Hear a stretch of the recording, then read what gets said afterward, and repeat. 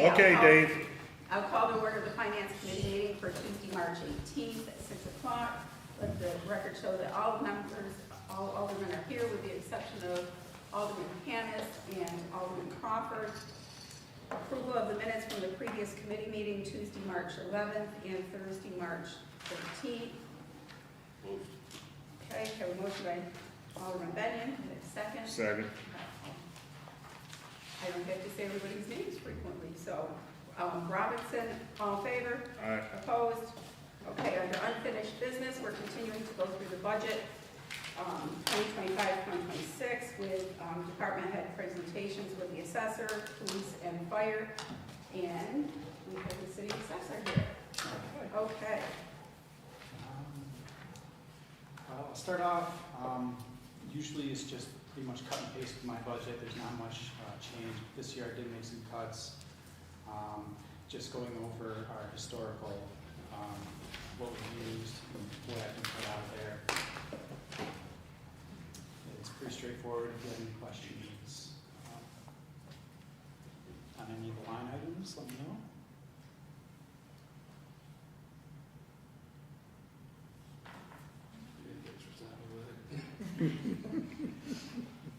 And really, the only increase we truly see is Contractual. Yep, is contractual under the personnel service line. Okay, any questions? If you're hourly, you get 4 hours for showing up. Yep. How much next? Thanks, David. Okay, You did Well- roll. thank you, Greg. Someone who doesn't vote on the budgets and how you want to spend all the money. Ah, I'm good gonna one, protect the employees, you don't have to do this. good one. Okay. Thank you. Greg is not a union employee. Okay. I thought Chief was leaving. I thought, oh, I know, I was like, he's out of here already. I want the same treatment. Yours is just a tad bit more involved, we'll have to see what we can do with that. Okay. Start with the police budget.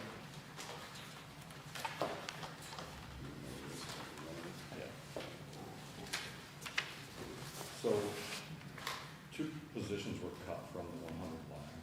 That's saving $121,263.08. However, with those cuts, I mean, our calls for service, we went back 10 years. 2014, we had 11,682 calls. Those calls include how many officers are on the scene. So if it's a domestic and you have 2 officers, that's included in there. In 2024, we had 26,886 calls. So I really don't think we're going the right way with personnel if we cut 2 officers. And our calls for service are just going up. Domestics, 2014, 331 domestics. 2024, 819. Arrest in 2014, 985. 2024, 1,749. Warrants, 358 in 2014. 2024, 487. So, I'm a little concerned with cutting too. What you guys do is up to you. I just want to make you aware of kind of where I'm at. Do you have 34 sworn officers now? Or is that So gonna that's be what the 32? cut. That's what the cut, because I originally put in for 36. We sent an officer to the Olean Middle School, so we were gonna replace him. Right now I'm down 2 positions. I have an officer, last day of work is gonna be April 10th. I have another one that's gonna go possibly in June or July, could be 2 in June or July. I have one going, another one going sometime before December. I just got civil service list back today. We canvassed for 1 position for the person that's retiring. Out of the entire list that just came out, I think I had 5 people that are interested in working here. One of them may have the academy. So we really need to start thinking about recruiting people or we're gonna have a problem. Okay? Yeah, I sort of agree with the chief on officer positions anyways, because the way the crime is, you come in and only in, maybe we should revert back to this before we pass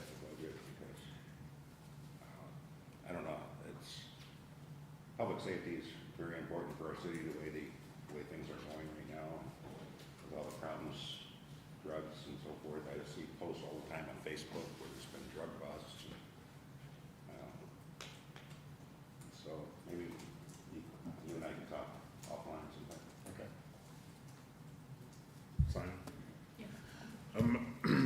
I echo those same sentiments when it comes to the police department and with public safety of the city. I think we should consider at least trying to find a solution, or at least trying to hire someone on to have that overlap instead of being completely down. And then if you have a situation where, God forbid, if an officer gets hurt, then you're down yet another person. So I think when we look at those positions that are cut, we should at least look at overlapping, trying to get someone in to compensate for one that may be going out potentially mid-year, and then the one potentially going out at the end of the year. And then I see that there is overtime added to the next line. So is that projection higher because of the fact that you're It's a lower? very conservative number. I only went up $10,000. Okay. I have one officer right now that's off due to being assaulted. He's Yeah. gonna be off, he just had shoulder surgery, probably gonna be off in 6 months at Yep. least. So I mean, that's pretty much what you're talking Yep, about. perfect example, yeah. So, Well, I was gonna say 10 or 15,000, because I think there Was it was, 16? It's up it 50. was 60. 15. So that's, I mean, that's still pretty conservative. Vacations, the other officer gonna be out 6 months. I'm down 2 right now. And then when people retire, it's gonna take a while to fill these positions. If, you know, I don't have someone that already has the academy.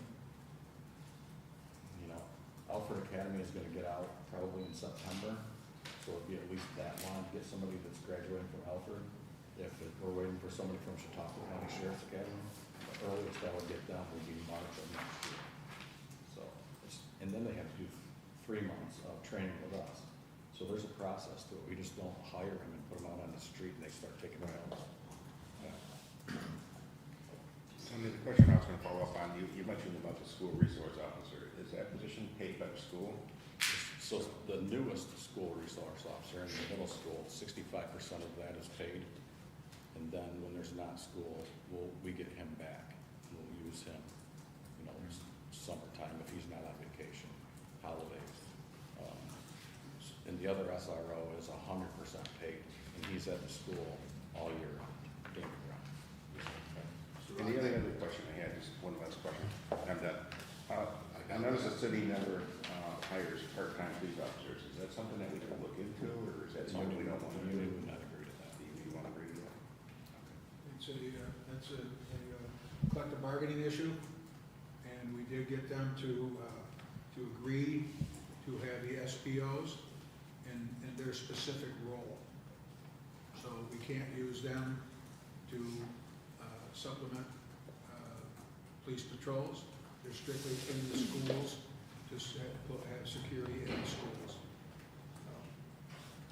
Ron, so Officer Boone's 65% only during the school year? 65% of his entire salary and benefits. So your 100 line basically is up significantly with 2 officers down, them taking 65% though, and still falling within only 1,500 of last year.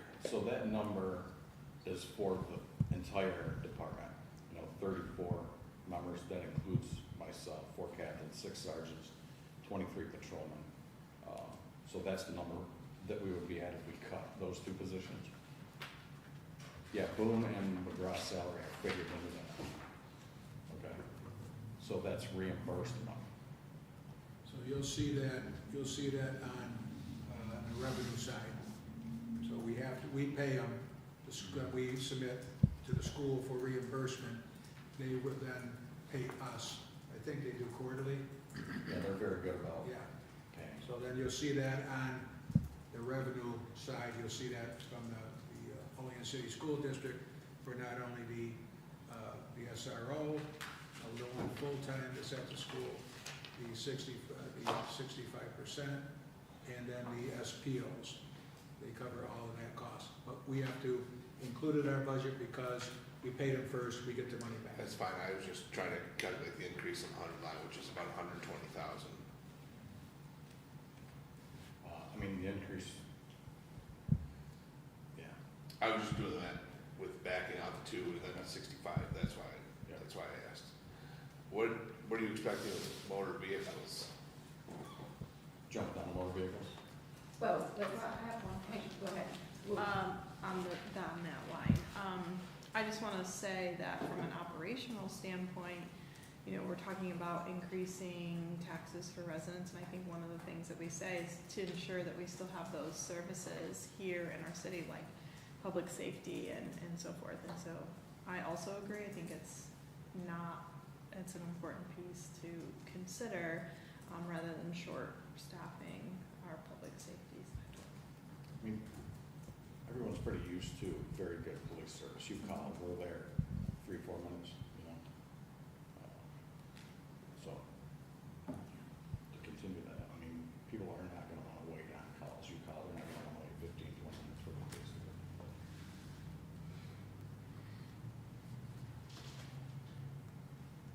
You want to go to motor vehicles? No, you can go. You can go right down the line. Yeah.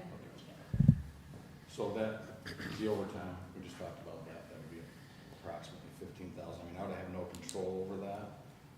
You know, we have to keep a certain number of officers on the road together. I couldn't work with one person for the entire city. I mean, I have to fill these spots. So if we're down and I have to bring people in on overtime because we're, you know, 2, 4, 5 officers short, it's gonna go higher. 102 line is for holiday pay. That's explained there. That's contractual. And then just kind of an example of, you know, those 2 retire. That's approximately their accrued time they have. And these are all just approximations. So the one that's retiring in April, that's out of this year's budget. We have that budgeted.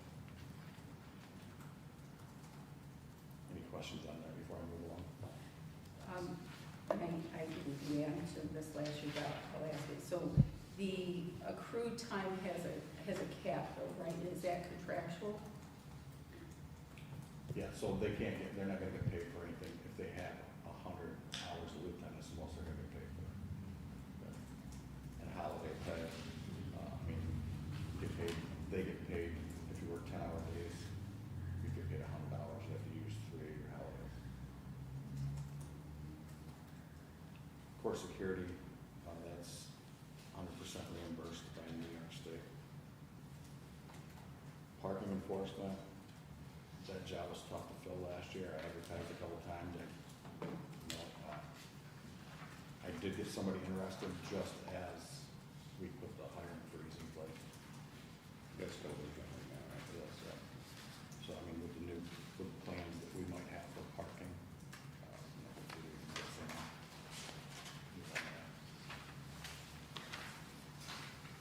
Crossing guards, and that's the same as it was last year. Is any of that reimbursed by the school, crossing guard? It's the city's obligation to provide crossing guards. Records clerk, matron, that's contractual. Bill inspector was eliminated. Special patrol officers, they're the SPOs in the schools. That's 100% reimbursed by the schools. Motor vehicle line, we have 4 2021 Dodge Chargers. Some are just under 100,000, some are over 100,000. Originally, I put in for 2 new Durangos. One of them got cut. So, I mean, we're looking at keeping 3 police cars. My thought was if we replace 2 this year and 2 next year, then we'd be good for, you know, a few years. But that's a lot of miles on a police car, so. really need to replace two. Right now I have one in the budget. So around that, with the fiscal year end projections, is 40,000 over last year's budget. For the motor vehicles? Yeah, Actually, I was just looking at that, that doesn't change, so we're not gonna go over the 82,000 that's budgeted. okay, so, That's my fault, I should have, so we're ignoring that 123, basically, that 82 should carry over there, funds? correct, Okay, so, because the formula I use for the whole line, so that one was supposed to be an exception. I should have kept it at 82,000 instead of. Strong, what I was gonna ask is, and I don't know, this is to you, being that you said that a lot of calls you respond multiple officers to, can you ride more tandem or in pairs and reduce the fleet potentially? No. I mean, right now, I have two cars down right now. We were low on cars today, so I had to have one of the patrol officers use my car, which is an unmarked car. That sounds like the front end's gonna fall apart. I mean, we do use two-man cars during our overlap because we don't have enough cars. So when we have enough officers working, we will use a two-man car. Yesterday during the day, we were short on cars, so I had a two-man car. But if I only have, say, 3 people working, I can't use a two-man car, but I should have enough vehicles. We have 7 marked vehicles. That's fine, the question was, I was asking basically is that if you could cut some of that to then create that. Yeah. No, because they have overlapping at night, so all the vehicles are generally used between 9 at night and 2 in the morning.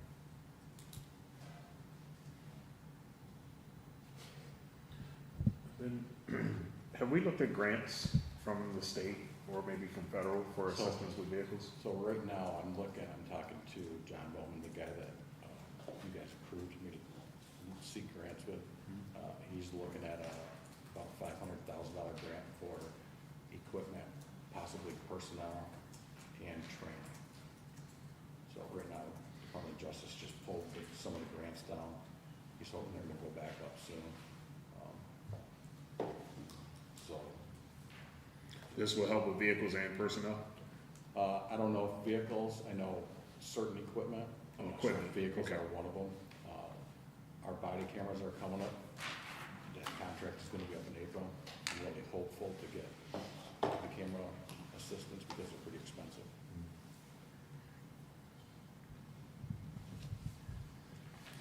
One more thing on motor vehicle line. So one of the Chargers, if we traded it on the Durango, we can't trade it in because it's leased through Enterprise. So what they would do is, I had a meeting with Enterprise.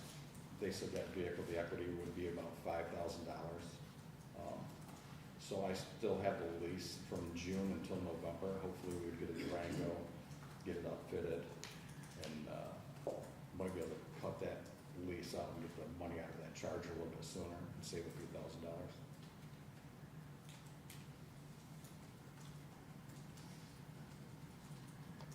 Any more questions on that line? Communication equipment, that's the same, $3,000. In January, well, depends if it's on the police side or dispatch side. I had Eagle Radio come in, we had a problem, just to fix that problem. It was like $1,800. So that can get expensive quick with the radios. So that's the same as last year. Public safety, there's a description of, investigation materials, evidence collection, paper bags, plastic bags. It's kind of all spelled out there. That's the same as last year.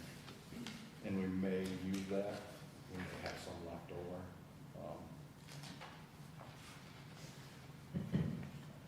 Any questions on that?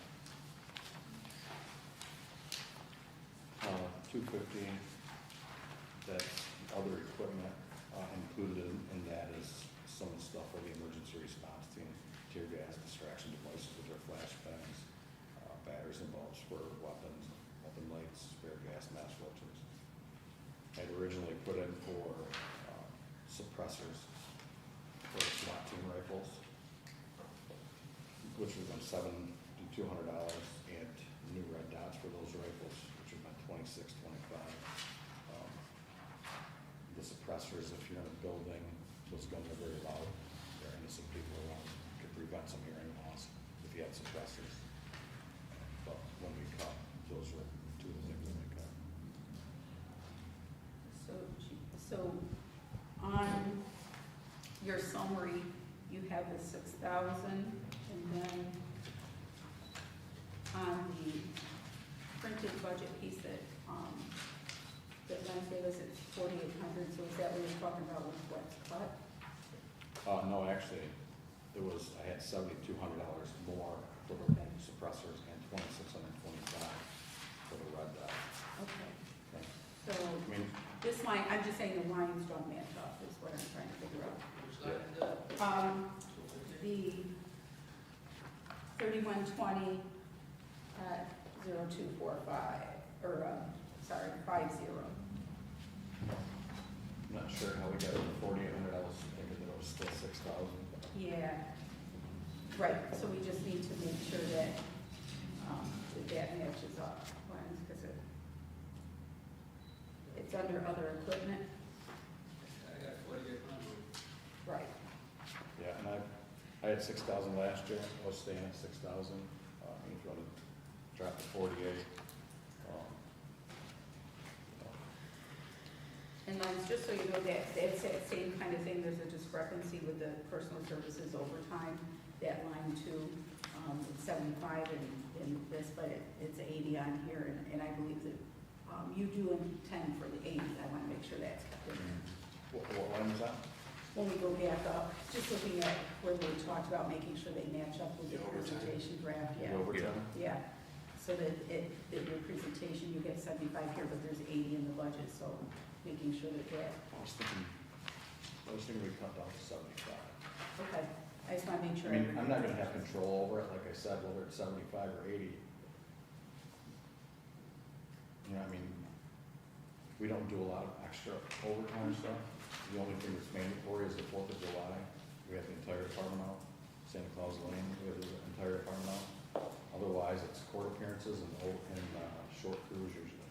So, you know, I mean, I don't really have a lot of control over it. Yeah, I just wanna make sure they match with that.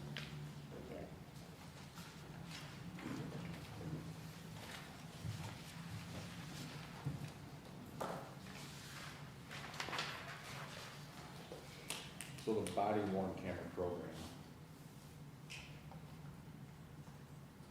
I just got a contract with Axon. It would be $5,655 in April. That's what we've been paying, but our contract is up. So right now, we don't owe Axon anything. We can walk away from body cameras. I think that would probably be a mistake. The contract expires April 15th. To renew the service, they require us to sign a 5-year contract. This would be unlimited storage, new cameras, docking stations, everything that we need. So the first payment out of the next budget year would be $6,492. That would be due in July.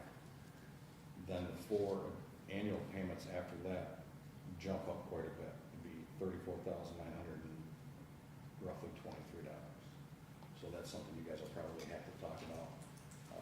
We're going to, if we move forward, that's something I would really like to try to get a grant for, down the road. But if we can't just sign like for a year, they require a 5-year contract. So the budget request for the body camera should be the 6,492, not the 5,655 that's in there, correct? Okay, Yeah, I'm so sorry. that just needs an adjustment there then. Yeah, that was my mistake. Okay, okay, just so we're good with that.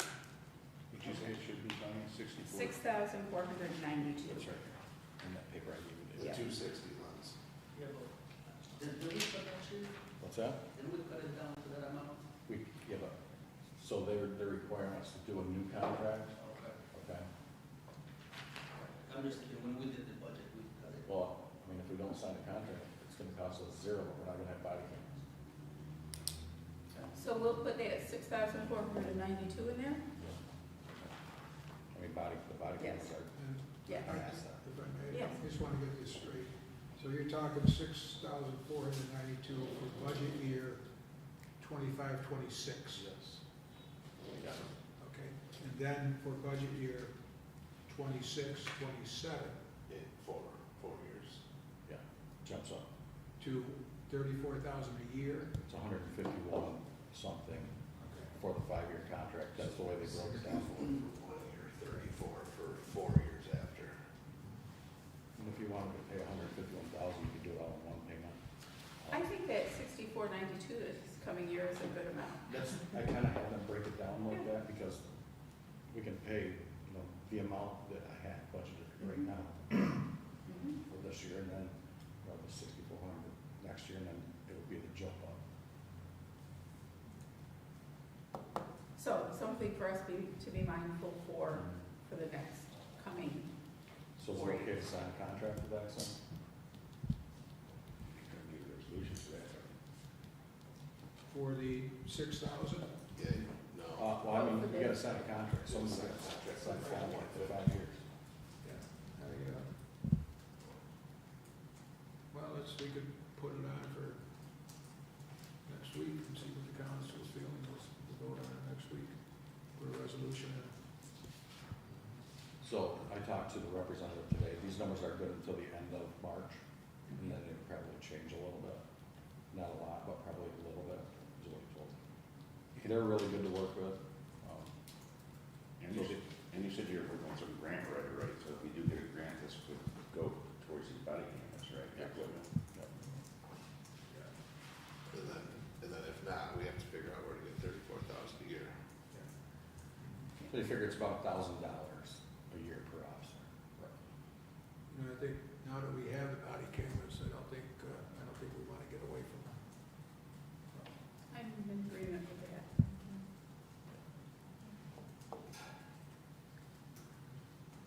And the only other thing, and I think this has come up a few times, is, you know, are there similar services that would be, We've kind of looked a little bit. Axon is, if you look at any body cam footage from other agencies, Axon is kind of what everyone uses, from what I've done. So, any questions on that? and that's unlimited storage. Storage is really expensive. So, there's a lot of body cam footage out there. So we will be looking for a PO coming next week? Okay.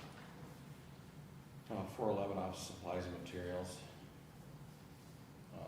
That's for folders, legal pads, desk calendars, pens.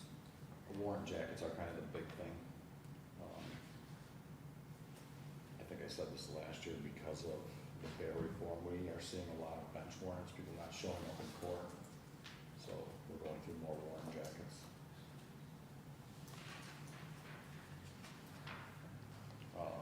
415 uniform and protective clothing, that's contractual, uniform allowances. A new hire, you know, to get them started is about $1,800 to $2,000 an officer. You gotta buy the shirts, the pants, the badges, the hats, coats.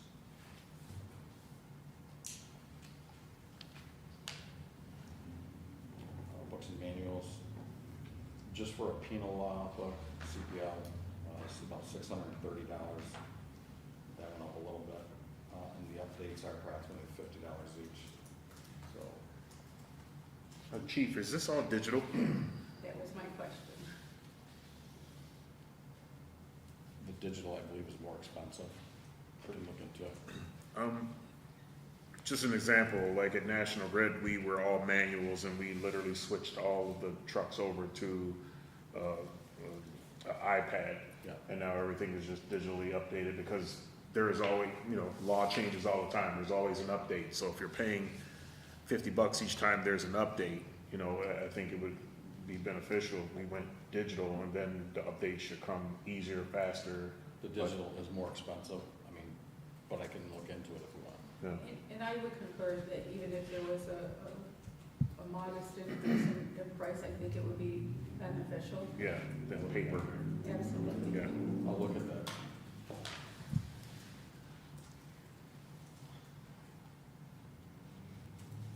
Because I think that would help the officers too and Yeah. everything, so. You gotta modernize. It costs to modernize, but you don't We wanna used get to too have, far. a long time ago, we did have digital, you know, then I think it got too expensive, so Yeah. I'll look at it. 418 other materials, this is for the range pretty much. So last year, we had an insurance carrier come in, I don't know if it was a renewal or, they asked us how many ranges we had per year, we had 2. They were surprised by that, they wanted us to have 4. Last year, we budgeted for 3, we were gonna we did a spring range, a fall range, and then we were gonna do a winter range, which I believe would have been in February, but we went on a training freeze, so we didn't do the 3rd range.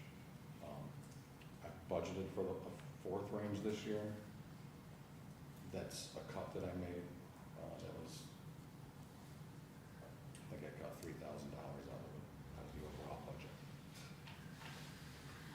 And the price of ammunition went up like 30%, all over, like everything.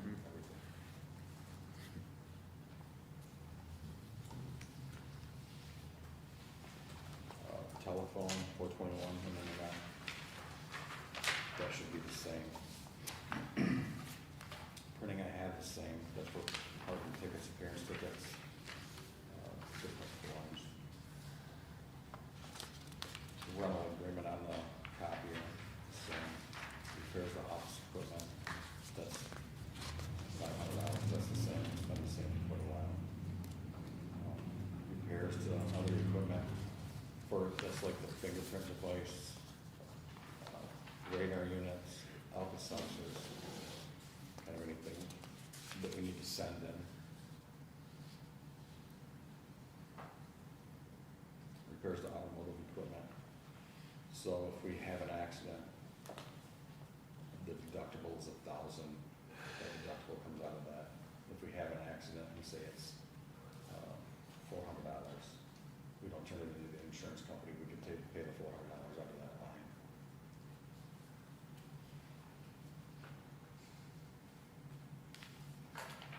Other contractual services, there's a list of those.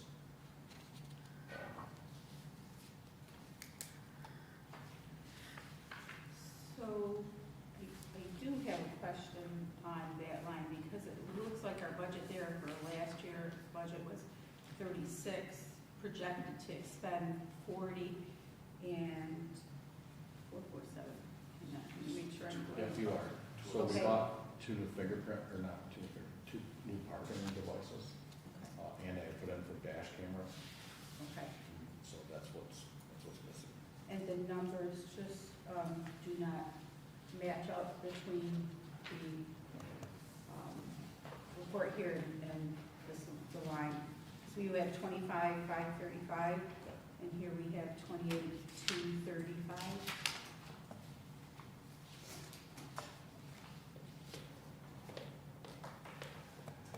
Glenn, just so you know, that's 31,20,0447. Other. So I just want to make sure we have is the 25, So the 25 is where we should be at. Okay. 25,535 is Okay. where we should be. perfect, thank you. 25, 535. Yes.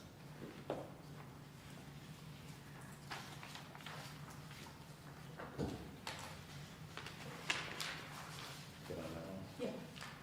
Then the street crimes, that's the same as last year. If anything,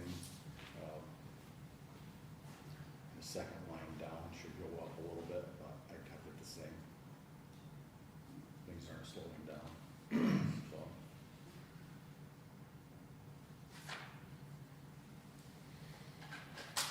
Travel and training, that's the same, it's been the same for several years.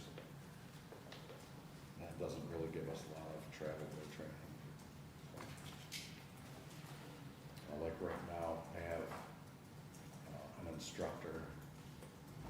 his taser certification is up. There's a taser certification, recertification the sheriff's department's putting on, I believe in May. It's $875 just to go to that school. And if he doesn't, then he loses his certification for the taser. So it does look like, when is that training? So if you add this budget, I believe it's in Okay. May. Okay, I was gonna say, it looked like you still had money to expend did. there, okay. Yep.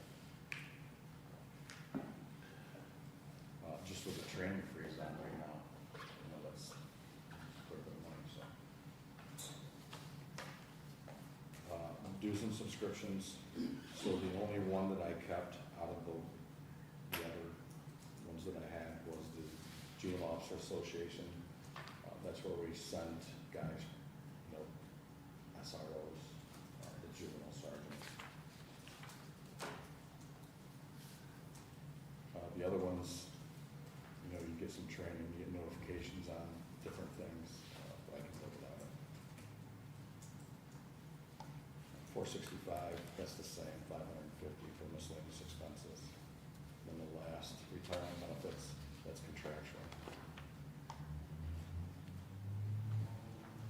Questions? Just small ones. On the dues and association, Yeah.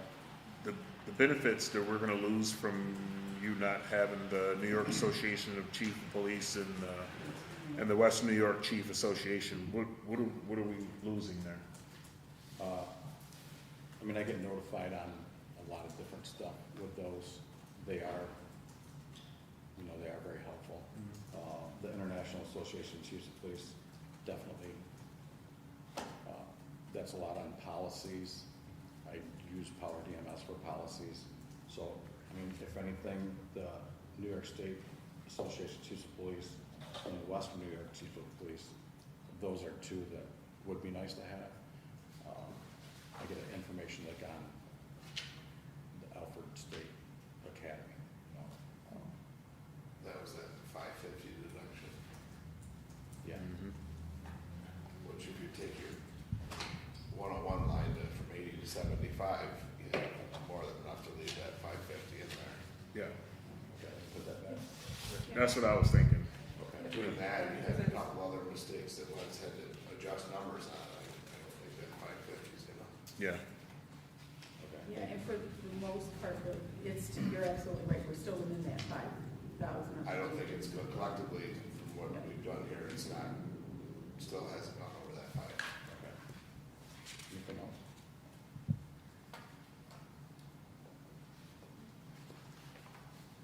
Dispatch.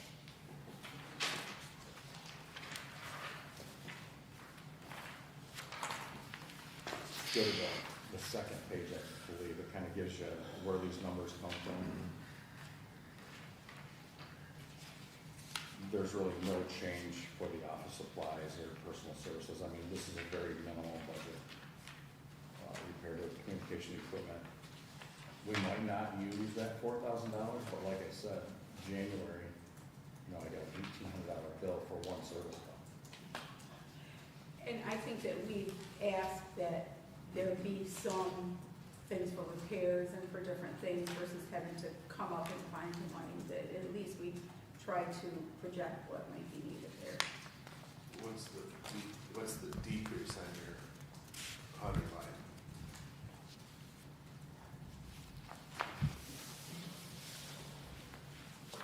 $62.93. About $6, yeah.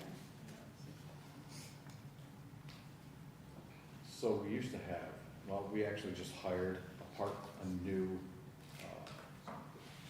part-time person.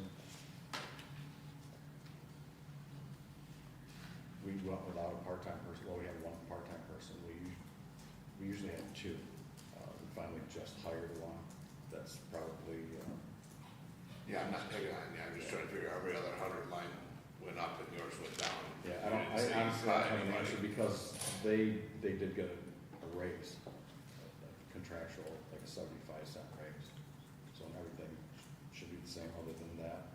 The only thing that I can think of right offhand would be, we didn't have a part-time employee, but we just hired one, so I don't know. I can look into it.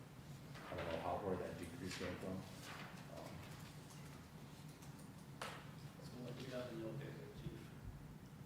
on mine, $289,275.20. Did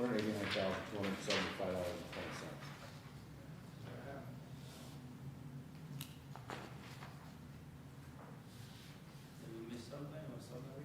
No, that's my only question is like at the police department, 100 line, you cut 2 positions and it still balanced back out what it was last year, 2 positions less. That, there was no cuts on positions, but somehow went down in money.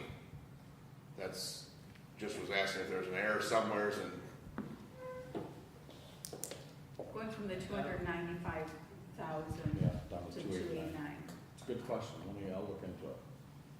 Okay, Didn't we eliminate one part-time position? no. A person passed away and it took a while to replace them, so we did have more overtime, but that wouldn't be in the 100 line, right? It is.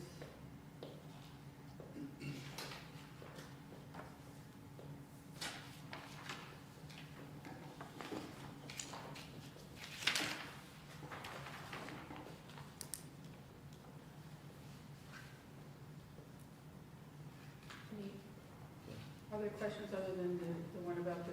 yeah, no, easy to just get back to it. So Yep. Yeah, I'll look at it tomorrow and I'll send you guys one email tomorrow. Yeah, that works, thank you. Any other questions on dispatch? Then the animal control line, we cut that from 60 to 55. That's another one that you never know, I mean, we could end up arresting somebody for, cruelty and end up having 10 dogs. We actually, that was the case at one point, but we had 11 or 12. So it does look like we're going to be underexpended in that line, and I mean, we're very lucky right now, the town of Olean is letting us use their cow. City's doing a great job, but if any of that changes, we get a problem.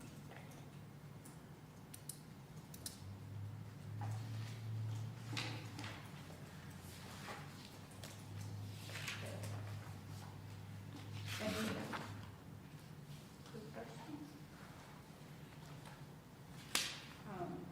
So I do, and I see this wasn't in yours, but somebody did ask me on that, in there, you might have that, or lines, on that 8150, there is personal services on the civilian review board.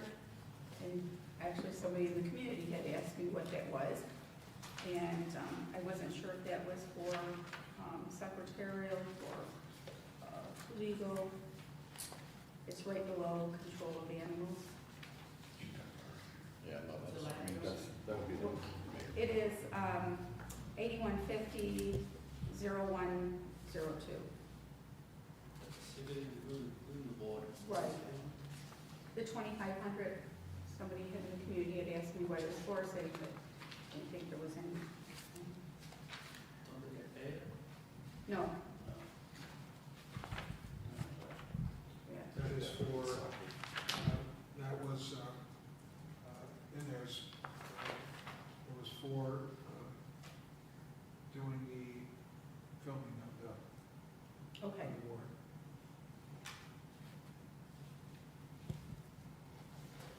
Okay. First, and I thought it was probably related to staff costs, so I just wanted to make sure. They're not being paid, it's for the IT department to do the filming. Okay, thanks. All set? Yeah, any other? All right, thank you. Have a good night.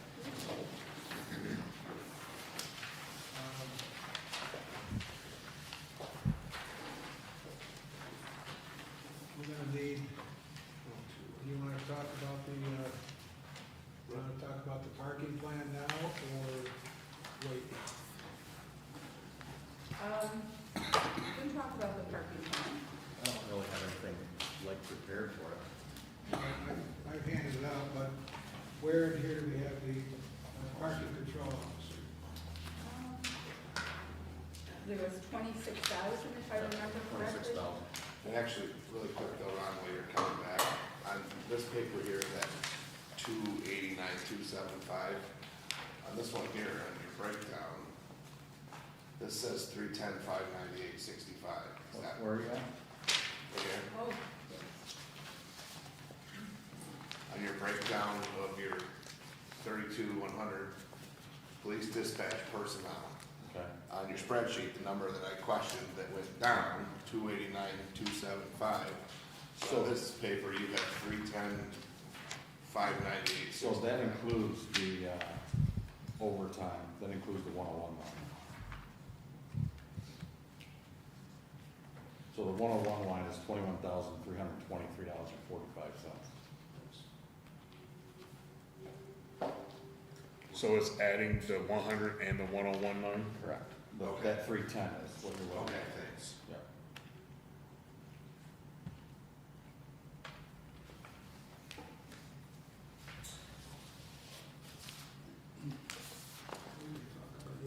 No, that's fine. No, the parking, we can talk, You better. maybe under revenues, we know what the parking enforcement officers have cost, so we can actually talk about it when we do revenues. Yeah, that's fine with you, because like that kind of just, I know I got kind of late, just, so I didn't get a chance to really read it. Okay, so, Sonia, if it's okay, we'll talk about this parking plan under revenues. okay. We know what's budgeted for the parking enforcement of part-time. We did not put in here a full-time position, just the part-time position for enforcement, so. I think that's probably the difference, JR, is that 101 line is, and the 100 line are separate. The 101 line is the personal services overtime for sick time, vacation time, holiday time. So it would go from, it was 296 to 310. So a part-time position for the parking there, you said was 26,000? I thought that's, yes, up Yeah, there, it was it's 26,000, under it was a change. 3120. He said that he had a guy that played before the line trees. Actually, it was a lady. Female that was in I there. should have said person, sorry. Okay, so we're going to table this one and do it with revenue. Yeah, I think that's right. Then we'll have, possibly have all the other here too. Okay. So we good on that line, or if you want to still look at more, that's the combination of those two lines. Is there- The combination I'm fine with, Ron, I'm still curious as to why your 100 line still dropped down if you made no cuts. Yeah, I should know that. And if you had contractual increases everywhere else, and that number, something may be wrong. And we have an additional part-time person. That's where I was headed, so that number should be, Something's wrong, something's up. that's fine. Like I said, I just didn't know if it was that 310, that caught my eye, and I didn't know that that was collected. All right, Thank you. all right, and good night, thank you.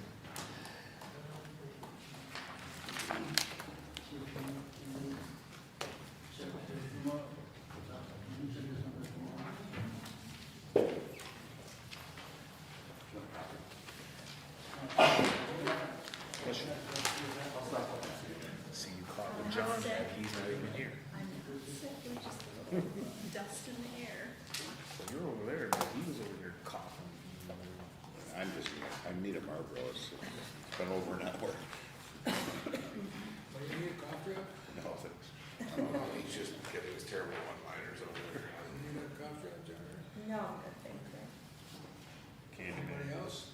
You don't accept candy from here. You don't accept strangers from here. Don't accept. Oh, Oh, this is good. Especially if you're a rough throat, so. It's hard to talk. What is it, too?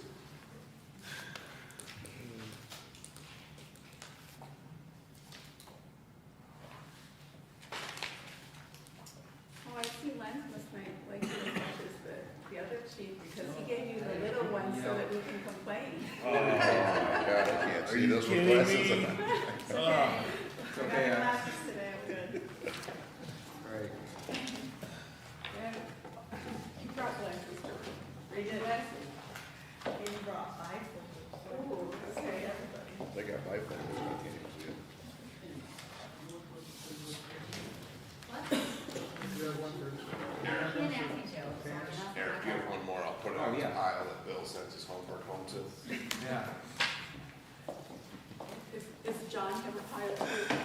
My goodness. Okay.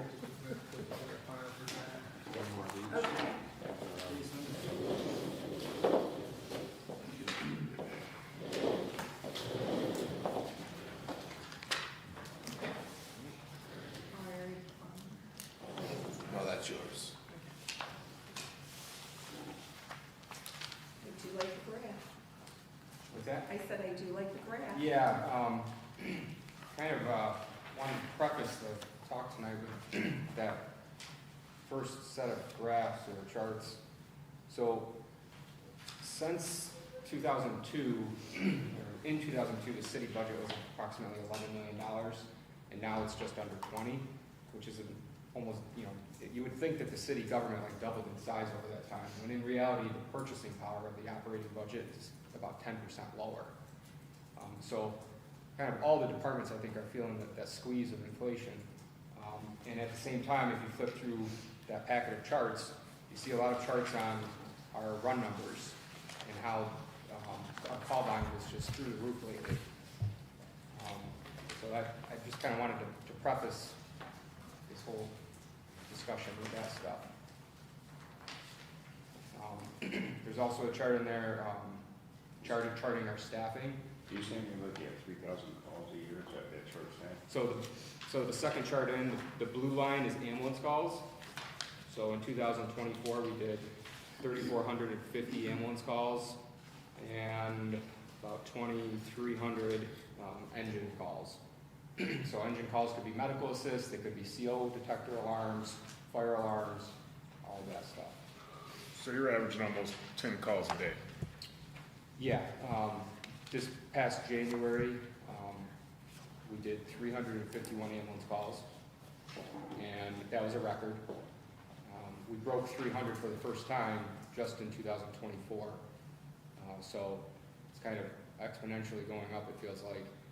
And then in February, we turned around and we beat that record with 357 ambulance calls with 3 less days in the month. So it feels kind of heavy right now. Also included in there, I know mutual aid is always a topic of discussion. So I did a 2-year study on mutual aid, looking back at all the responses we've had coming into the city to help us and going out of the city when we send aid out of the city, and it works out pretty much to be a wash. I want to say off the top of my head, we had 92 ambulance responses out of the city, and we made about $45,000, and we had about the same into the city, where other agencies come in to handle ambulance calls. I also included some stuff in there about staffing. So in the 1990s, the department had 44 uniformed personnel, and now we have 35. So staffing has decreased despite the call volume increasing. And my concern is as the ambulance keeps getting busier and busier, the fire protection is kind of, there's some gaps maybe. So for instance, in December of 2024, we had 2 fire calls where all of the firefighters were out on ambulance calls. So for one of the calls, 2 firefighters were able to break free and respond. And then for another call, only 1 firefighter was able to break free and respond. So going to a report of a house on fire alone is not only risky for the firefighter, but also for the constituents.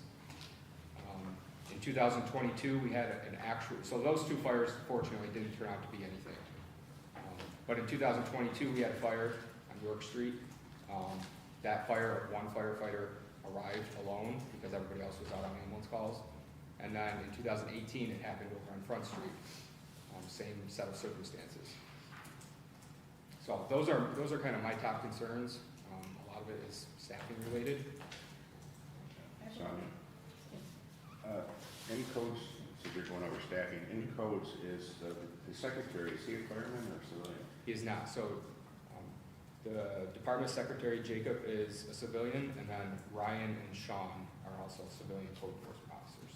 So they come out of the safety inspection budget. Dave Bauer, the supervisor in codes, he comes out of the fire department budget. let me rephrase. Jacob actually split half and half. I just had a question, and just because I don't know, does the fire have to respond to every ambulance call? Does the fire truck? Yeah. No, and we don't. Okay. We respond, we bring the engine, it's actually a really common question. We bring the engine to critical advanced life support calls. So chest pain, cardiac problems, significant breathing problems, critical traumas, things of those nature, strokes, things where a few extra sets of hands to get the person, maybe an unresponsive or semi-responsive person onto the stair chair, down the stairs safely, out of the house, onto the stretcher, into the ambulance. So we need those extra sets of hands. And we opt to bring the engine as opposed to bringing like a fly car or a support vehicle, so that if we do get a fire, we can go right from that call to the scene. So does that count then as one call or two calls? Good question. So that would count on each. So it counts as an ambulance call, and it would also count as an engine call. It's just the way I track it. I could break down, and I believe the non-medical engine calls are about 1,000 a year. So they're only going to the more critical calls for that purpose. And occasionally we need a tool or a piece of equipment off the engine in that extrication process out of the house, which is helpful. So Eric, is there a cost, like savings, or what's it do, like your staffing, like in the future, if you just hire just paramedics, not combined paramedics, firefighters? Yeah, I think there'd be a cost savings there. I think the main hurdle would be, the firefighters union has exclusive rights to the city's ambulance service, so we would have to negotiate that somehow.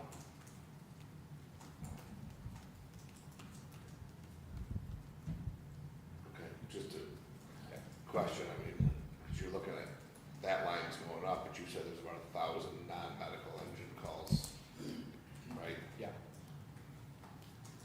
So paramedics is where your main staffing need is.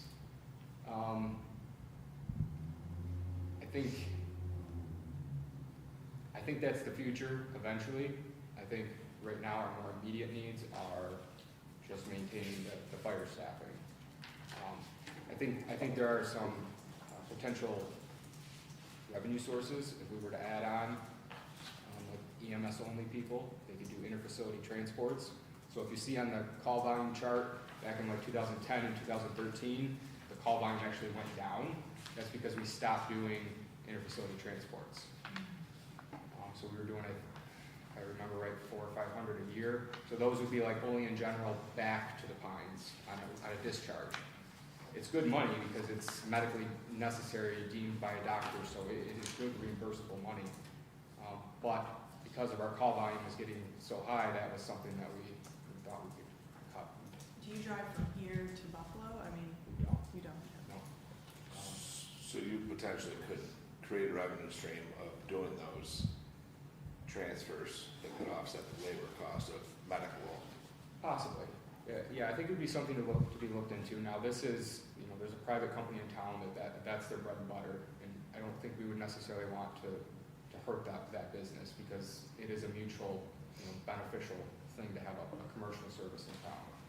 I can tell you Hornell does a lot of interfacility transports from Hornell to Rochester hospitals. But what that results in is, at any given point in time, all the firefighters are up in Rochester. So it would need to be done very specifically, like EMS only, not the firefighters. But I mean, that's, the first hurdle is negotiating that with the union, which it would have to be down the road, I would think. Unfortunately, nothing I can solve tonight. But as we go forward and we plan and we look to revenue and generation and cost containment. Just for clarity, as you mentioned, that was something that you would have to negotiate, but if the firefighters are already certified EMTs, they very well could stay back because that's their primary firefighting, EMT secondary, whereas the EMTs could be dedicated to driving back and forth to Buffalo, and there should not be an issue with negotiating anything, because they're still doing their primary job. It's just that we're adding on that you're driving Buffalo. I guess that would be Yeah, a question for. there shouldn't be any issue with union there. Who would One, have none those whatsoever. answers? You have one disqualified both ways, and you have one disqualified one way. If we're dedicating the one to go back and forth, you still have the other back. I guess, They're going down the calls anyway. I guess that would be just, if they're just doing those transfers, if they started responding to medical calls in the city is where he's saying Gotcha. the issue is. Okay. So if you But exclusively. they responded to me. But he's saying they have exclusive rights, so if you just did those out-of-town transfers, then your argument might work, but once they start responding to the in-city medical calls is where the issue that he's bringing up is. Okay. That would be stepping on the toes of the local. Gotcha. Well, that And would be the the union firemen and local. that are, Yeah, yeah. yeah. What you gotta understand too is that, in order to be a member of the Olean Fire Department, you have to go through civil service. Right. Okay, so, and that is to be a firefighter. Mhm. And, the union does have exclusive rights to that. And once they're a firefighter, they get trained and all these other things. So, it would be something we'd have to negotiate. I don't know about, I don't agree with the last part. Well, I don't think you would have to negotiate that change. I understand, what you're saying. I mean, it's very similar to any other organization where they have, you have your primary and then you have your secondary that you pick up, but, as long as it's in the contract and you're not, I say adding, because we're not adding to their job, we're asking them to utilize their secondary more. So, in that regard, I don't think there's a change. and we can get a legal opinion. Yeah, yeah, I just wanted clarification on that, but I do like that idea though, if there is a potential to generate more revenue, but I understand that there's hurdles involved. But as we look to project for beyond this year, I mean, I think that's one of the things that we've been, as a council, hoping to do is to say how we kind of project and develop plans down the road so that we do have kind of a plan to generate revenue, not this year, but down the road. Dave? Next question I have too would be for like in the code enforcement office. I'm not picking on anybody there, but when the captain retires in the codes, do we need to have a fire captain in codes office? Because that seems like a high salary position to be in codes. Can that be a civilian? Could that be someone? Right now, by a collective bargaining agreement, a captain, an officer, okay, has to be in charge of codes. Well, wouldn't that fall like Eric's an officer? He falls under his department, wouldn't it? I'm laughing because you literally asked the same exact thing last year. Does Same it? answer. I don't remember. Well, it has to be a Tonight's sequel. captain or a lieutenant. And there's also a clause in our contract that after you've been, in a position as a lieutenant for so many years, then you automatically become a captain. So codes is in the fire contract. Yes. Codes, supervisor is in the fire contract. I thought codes was CSEA members. Code officers, the civilians in there are CSEA members. That's changed over the last few years. The supervision has still rested in the fire department, which has to be an officer, and then he's saying that in time, they automatically become a captain. So if you put a lieutenant there, a number of years, they'll become a captain. Yeah, I'm just confused as to how it, because unions are in a triangle in one department. So it used to be all fire department personnel, and the city and the union negotiated to give up some of those positions, but retain the supervisor. And to some extent, I mean, I definitely see the case for moving away from that potentially down the road, but at the same time, because Dave Bauer's a fire captain, so the city charter gives the fire chief the ability to do some different things, right, like emergency demolition of buildings and things like that. Dave Bauer being a fire captain can assume those responsibilities in my absence, where I don't know if Ryan or Sean would be able to. Those are some of the advantages I see. Dave Bauer can also go go mutual aid if it's an emergency and something needs to be done code enforcement wise or shared service wise, where I don't know if Brian and Sean can fall under that mutual aid agreement. It's not, I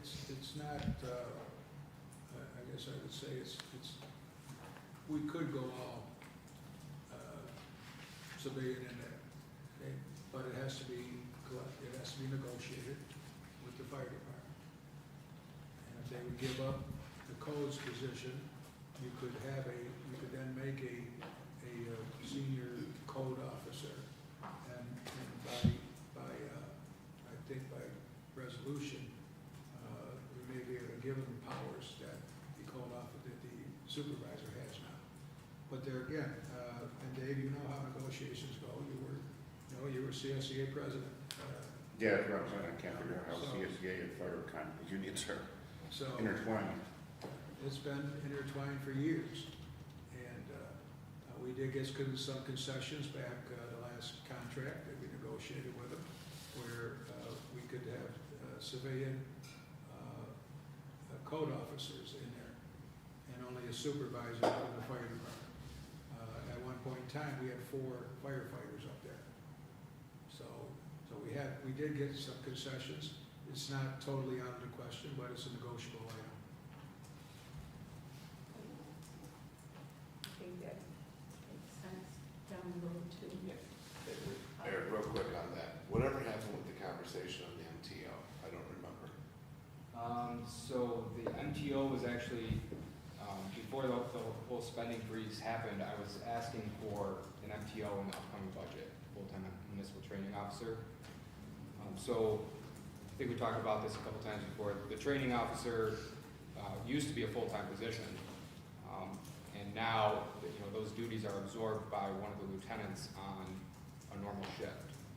So in addition to all of the other duties, they're also trying to manage the training for all 4 platoons. So can the MTO be combined with the code supervisor? It was at one point in time. I was gonna say, I think we talked about that. That's why I'm trying to remember that. It was at one point in time. Okay. Personnel-wise, right now, I like my code guy in codes, and I like my training officer as the training officer, so. So he's not the training officer? No. I thought he No, was. Nick Ramirez, he's lieutenant on platoon C. So I want to thank you for the organizational chart, because I think we've asked for that before, so this gives us a good visual of where people are and what the platoons are. It helps us to understand a little bit better the things, so thank you. I think there's also one in there that outlines all of the different responsibilities that each platoon has. Yep. So in addition to, the typical going on calls, training, pre-plan, building inspections that they all do, each crew has a kind of specific set of things that they focus on. To make sure everything is running smoothly and, okay. Questions, comments?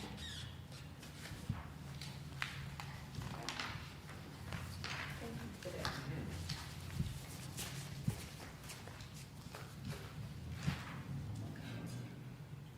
So I know the mayor asked me to bring stuff on revenue, and then obviously the normal expenditure stuff. You guys have a preference on where I start? Let's start with revenue. All right, so I've been in contact with our billing agency. So we use PAB, Professional Ambulance Billing Service. They treat us really good. We've been with them since 2013. They give us a lot of guidance in addition to doing all the billing work for us. So Charles is my contact there, and he is suggesting that we increase our ambulance rates. So a BLS call, we're currently charging $950. Sorry, I Something we have there. that would help, right?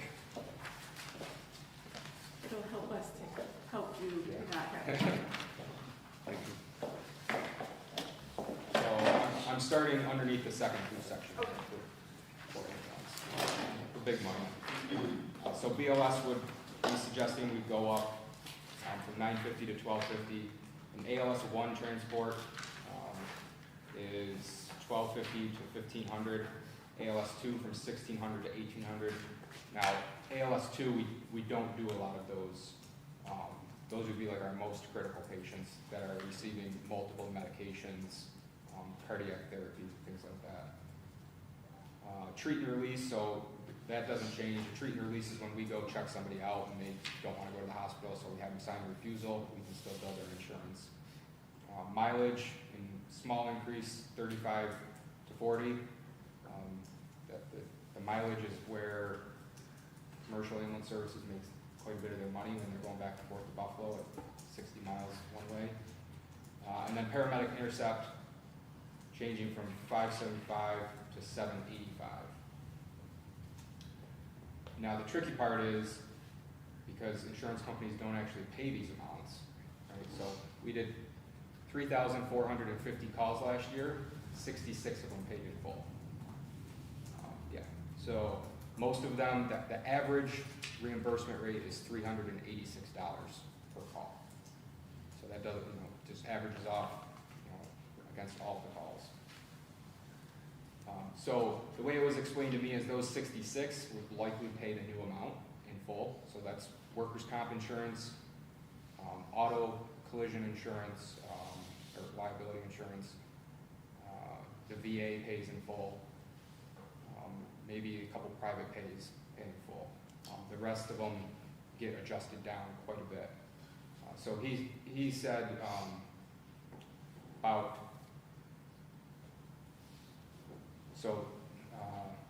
we projected $950,000 this year in revenue.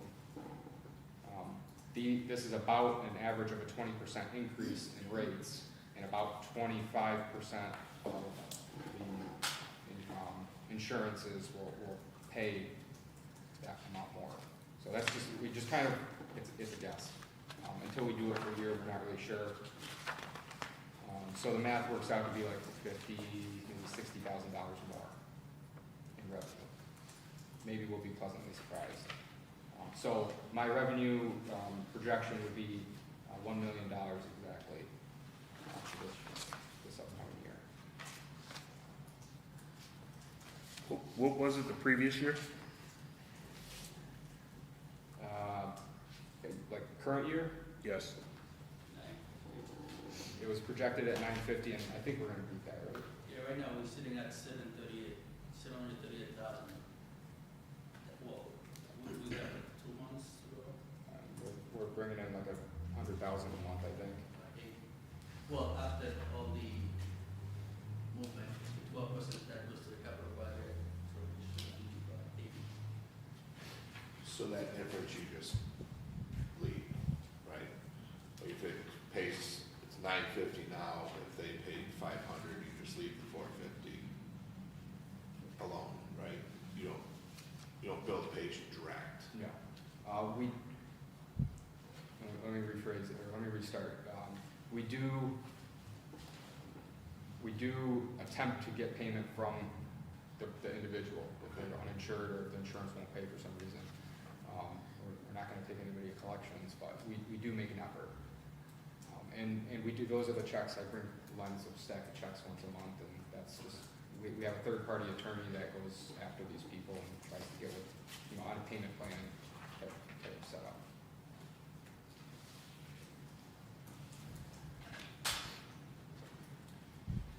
Code enforcement suggested. Can I just get clarification, please? Of the 7,300, or 738,000 that we have in right now, is that with the 12% taken out? It's already been taken out Okay, 12% for for the capital budget Yeah. on 18. all right, thank you. That's the ambulance replacement. Let's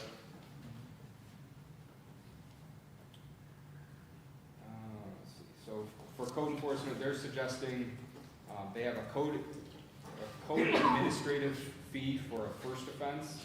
They would like to see that raised from 50 to 100. And then they have a second offense fee from 250 to 500. So this kind of goes to where I was looking before when I'd asked how many infractions, how many, right? And Lens, that was, when I said lens, you know, if you could give us how much has codes, in essence, filled out year to date for those infractions, so we have a good idea of what's being brought in? I have a little bit of history on Okay. what we've collected. Okay.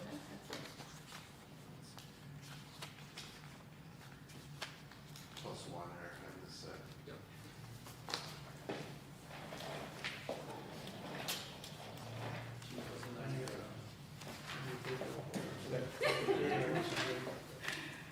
Everybody's gonna get this over. Okay, look, I have a fresh bottle of water. Oh, wait, he has a coffee, No, I know, but I have a bottle of water. Oh, Jeff, you might need the water.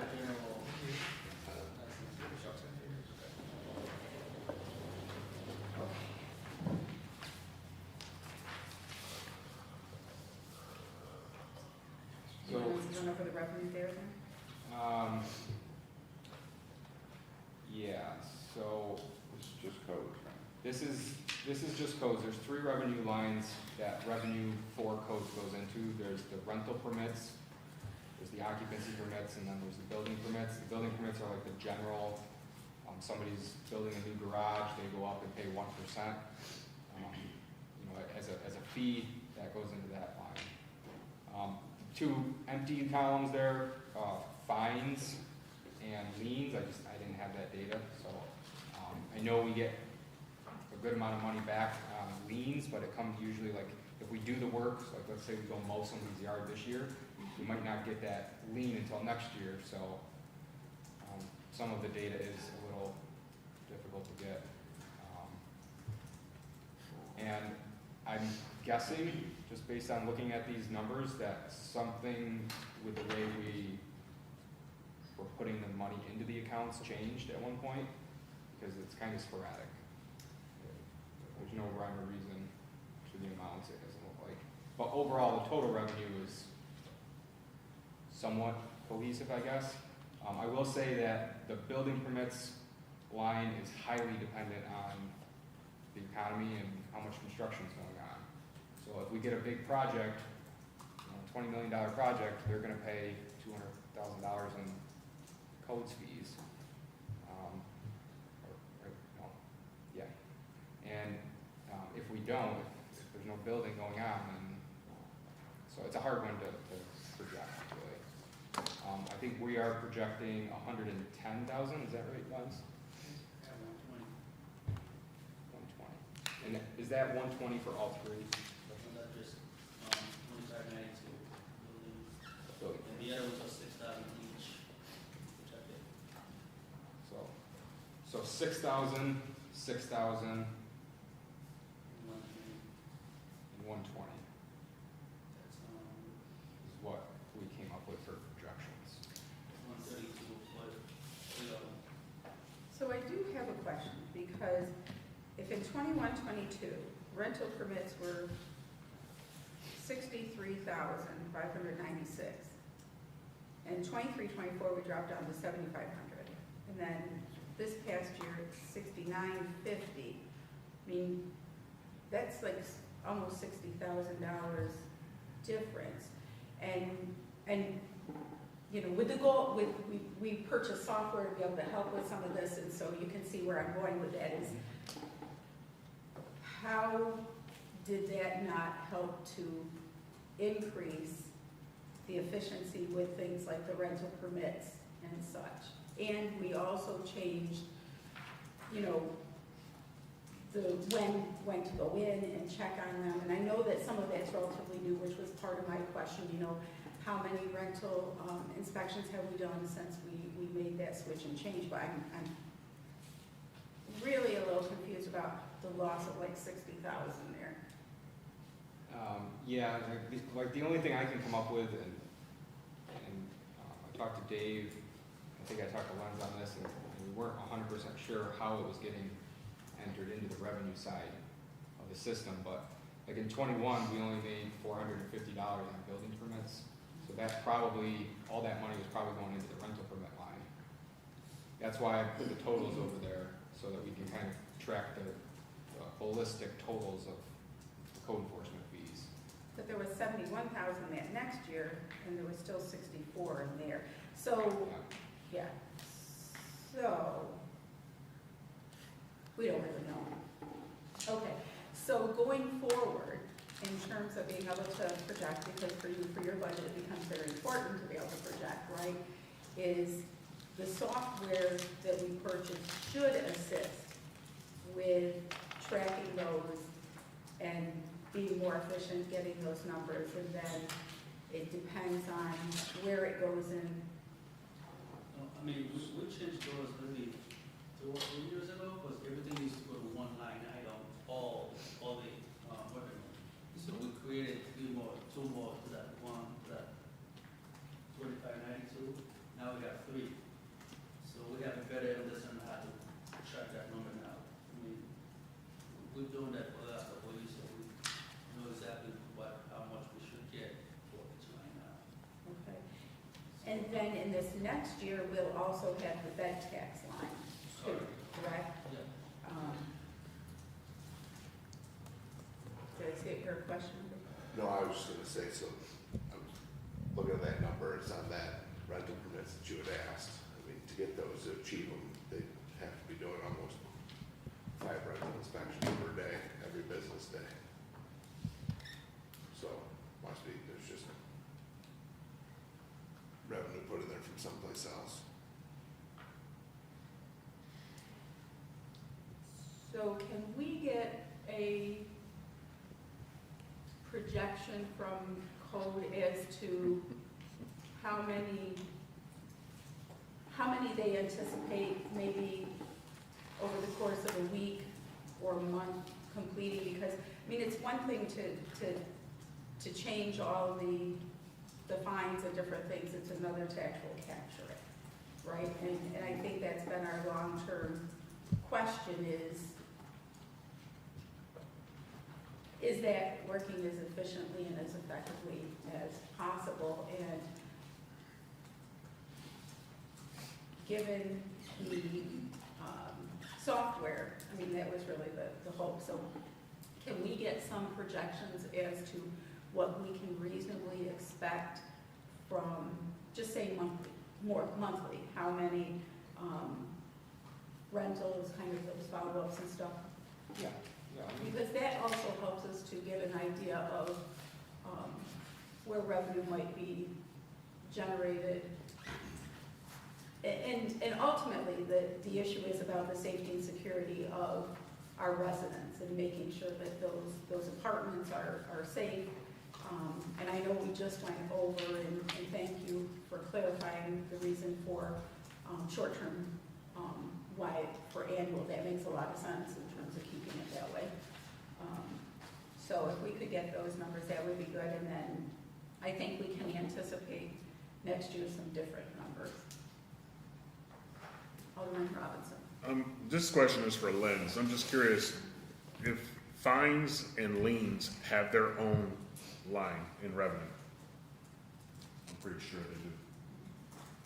No, they go They back don't. into the line item that we pay the service out of. I think it's 455 line item in the codes. Yeah, so that's kind of another tricky part. So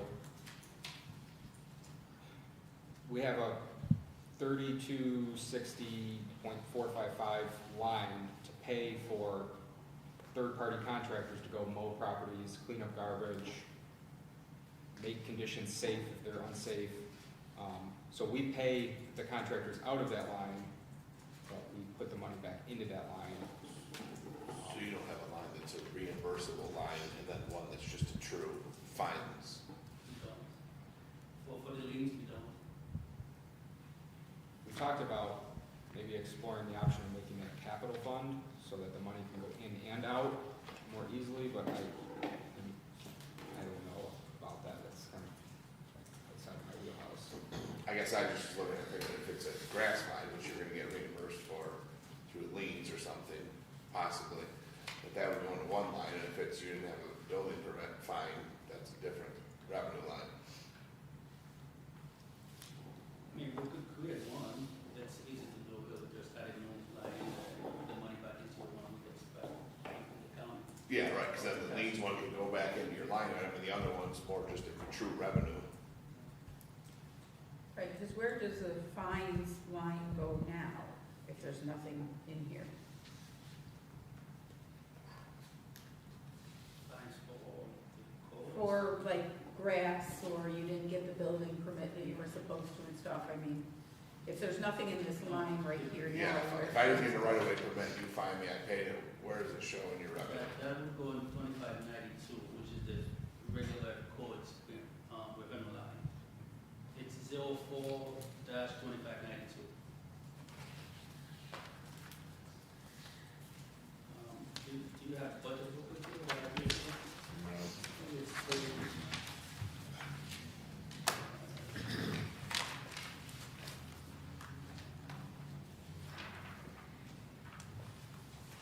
What was that revenue line again, please? for 2592.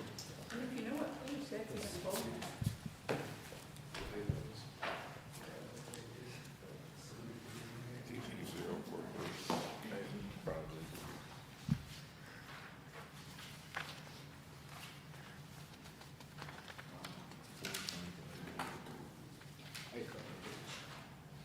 I'm not sure, but it's possible the term fine, Mayor, you might be able to help me out on this. I think what we assess a lot of times is fees, so like fees for the service that we contracted out as opposed to a judge slapping a fine on somebody. I'm not sure if that changes any of this.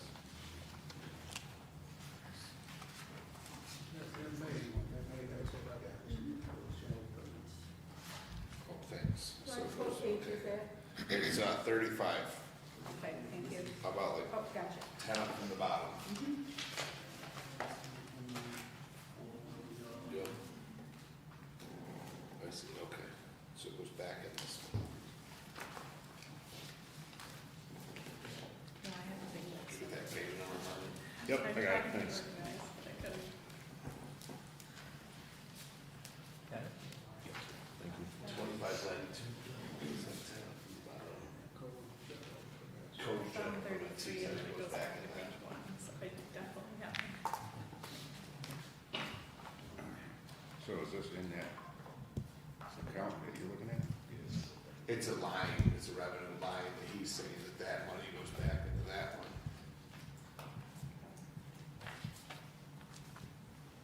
So the only other fee increase that codes wanted to see was small change in the grass charge per square foot of the property. So they, when they send a contractor out to mow, they assess the fee at, based on how big the lot size is in square feet. It doesn't matter if it's concrete or grass or whatever, it's just the lot size. So the issue that they're having is they're getting some contractors that are saying like it's really not worth their time.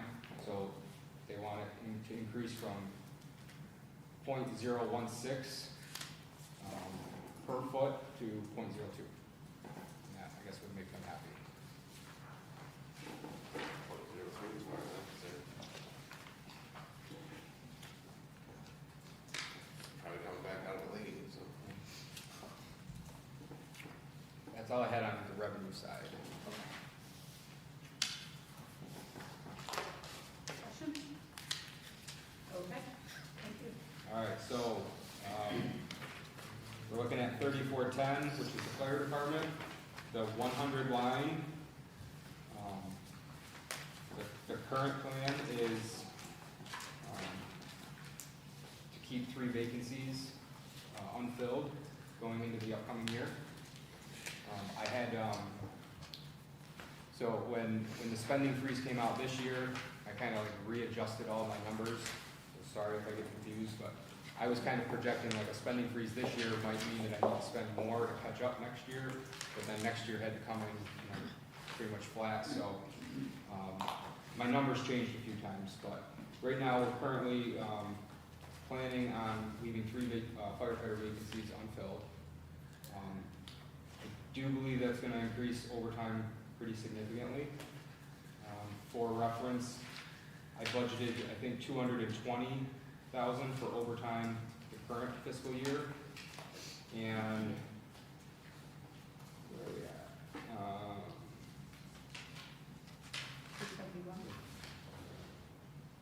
Yeah, the upcoming budget, I'm budgeting 271. As Chief Richardson said, I think that's a really conservative number. I think it might be more, but I don't know. But the fiscal year projection for the current year is 294. I think that's probably a little high. But I do think I am gonna be over the 220 this year, I guess is what I'm trying to say.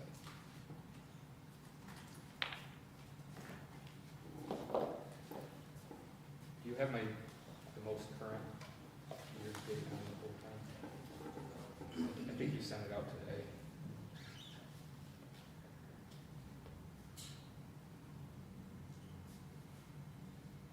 The actuals year to date for up to, and is that what you're looking for through the end of February? Yeah. Jody, 220, 544.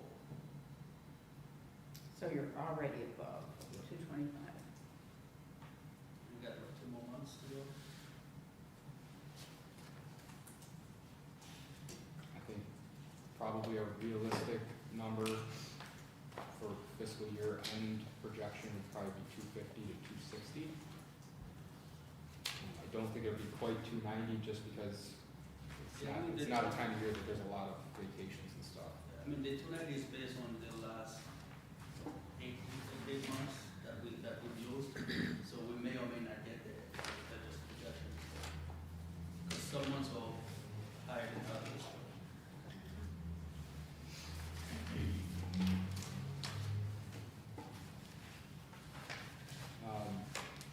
So the other half of, I guess, the overtime equation is, the burnout for the firefighters.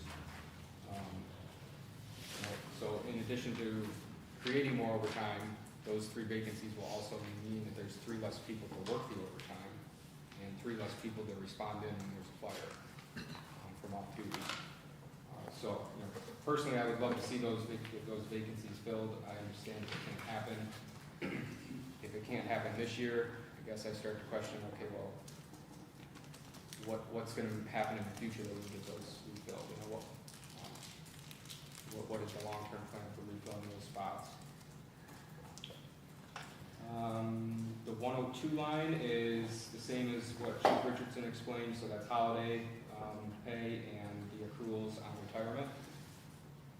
I think that's going to go down a little bit just on my projected retirements that I have.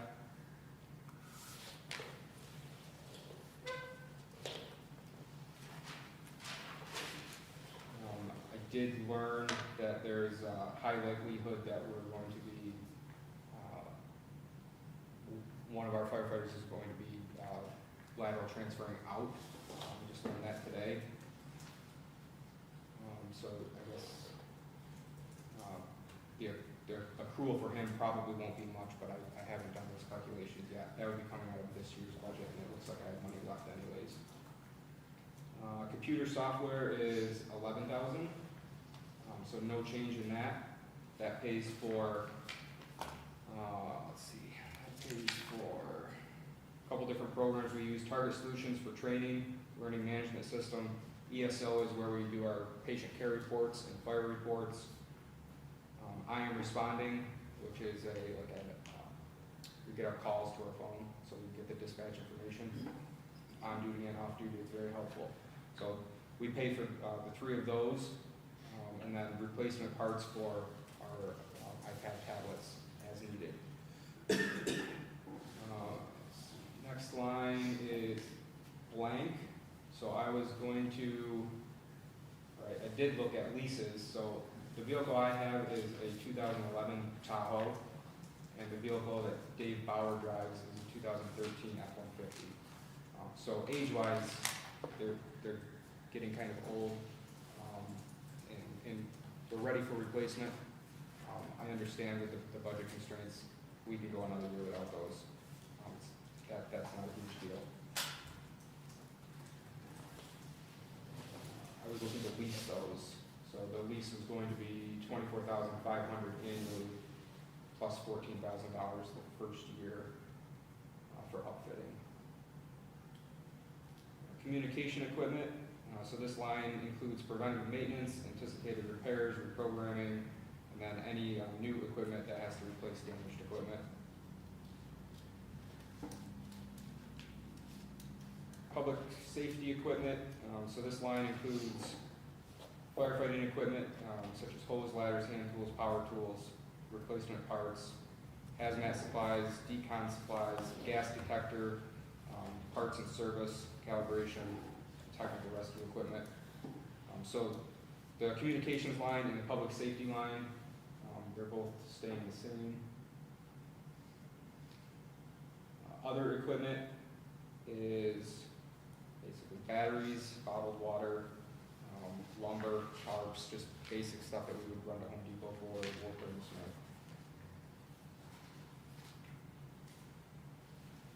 That line is staying the same. The office supply line, that line, we can reduce that a couple $100.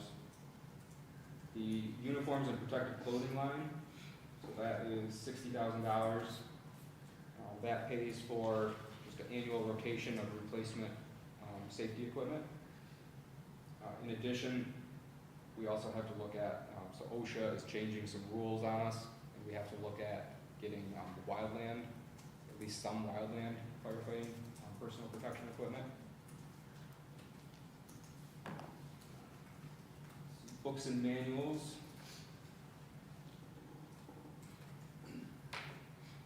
That one is staying the same. So when we send somebody out to a training course, sometimes there's a book, charge, so that's what that's for. Janitorial services, we're gonna lower that one a little bit to $2,500. Other materials and supplies, that one is fire prevention supplies for the schools. So we're gonna lower that one a little bit. Telephone, that was lowered in all of my budgets because of the different cell phone carrier that the city went with. Light and power, so this one includes all of my utilities. So electric and gas for Gargoyle, Training Tower, Fire Station 1, and Central Fire Station all come out of this. That's a hard one for me to project what that one's gonna do over the coming year. So I kept it the same. Fire investigation team, this one pays for evidence collection, supplies, and any tools that they need. That one's gonna decrease a little bit from 1,200 to 1,000. Printing, I think we can decrease the amount of printing we're doing, so we're gonna lower that from 250 to 100. Repairs to office equipment, 3,500, we're gonna reduce it to 3,000.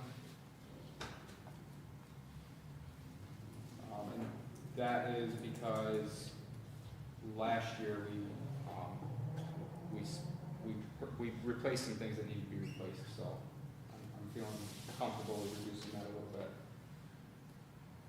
Repairs to equipment and property, this one needs to go up a little bit, so this one pays for all of the parts for small engine repair, everything that we maintain, spark plugs.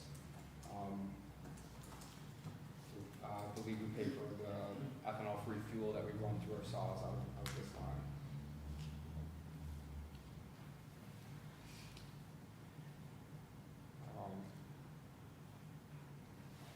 If we have to send a tool out for repair, I don't know if that line would cover it, but we would probably either take it from there or the public safety line above with a little bit more money in it. Building repairs, so that was $30,000 a year to take care of those 3 facilities that we have. We're gonna lower that to $20,000. That's a line I would like to see go back up in the future, especially once the capital fund that you gave us last year, you gave us capital funds for all 3 facilities. Once that money starts to run out, which we're about halfway done on our spending and about halfway done on our work, just for an update. Once that money starts to run out, I would like to see that operating line go back up.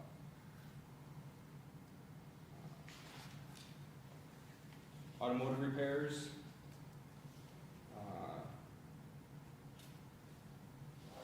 So I guess the the biggest thing that has come out of this one in the past few years has been like damage to a vehicle that I have to pay for, but then I get reimbursed by insurance.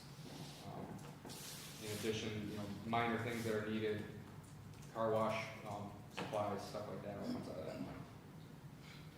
Miscellaneous fees for service, that one's gonna stay the same, so this one pays for annual pump testing, annual ground ladder testing, annual air pack flow testing, annual aerial ladder testing.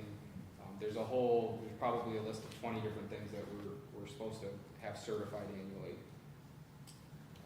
Our physicals, firefighters have to have a physical annually, so that also comes out of there. That's the biggest expense. Travel and training, I think we can reduce a little bit. So we cut 1,000 from there. Can I go back? So you're talking about the physicals for employee for the fire, right? Separate and aside from their insurance paying for their annual physical. Is it different? It is a different physical that specifically is looking at if they're capable of wearing a Like a self-contained. fit test and all those other things? Yep. Okay.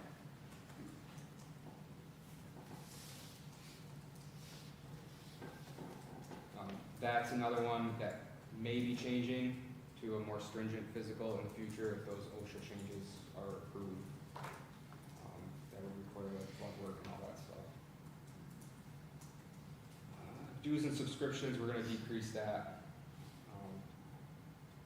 Honestly, I think the magazines show up at the firehouse. I don't think we pay for them. So I don't know how that happens, but it seems to.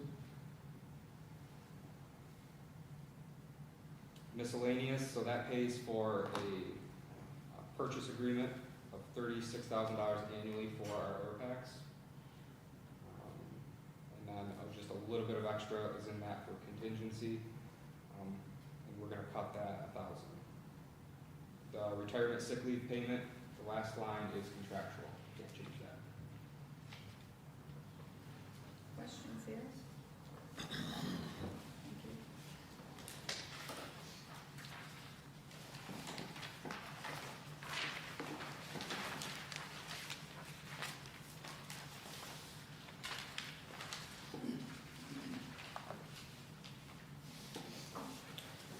So the next one is ambulance. So we're You skip quotes. am I not going in order? No, mine's Sandy. Yeah, Ambulance.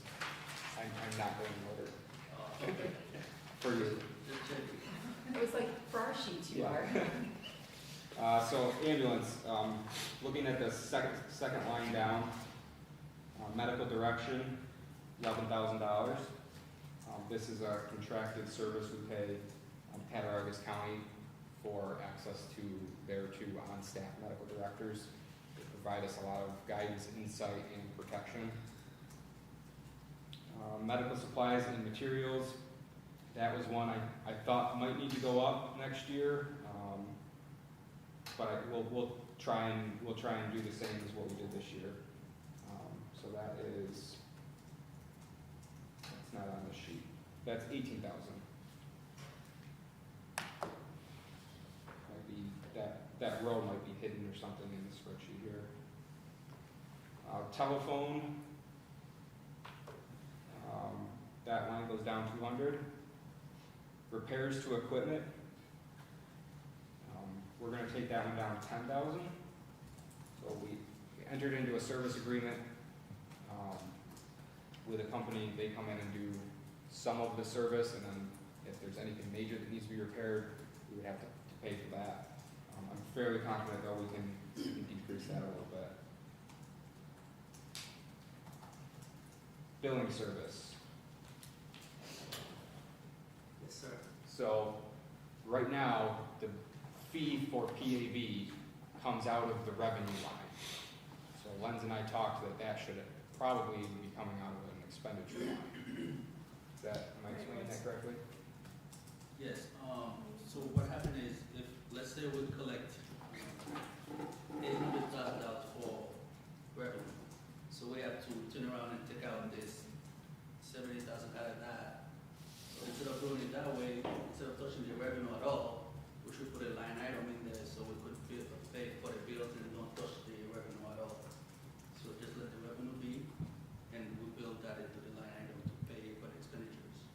So that's for billing for ambulance runs and all of those things. Because right now, we took the money out of the revenue to pay the bill, so I don't see, it's gonna be a wash anyway.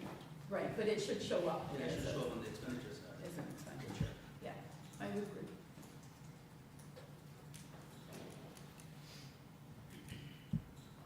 Oxygen, let's see, 4,000. Looks like we spent 3,000, so we might be over on that one actually. Yeah, projected 45, 24.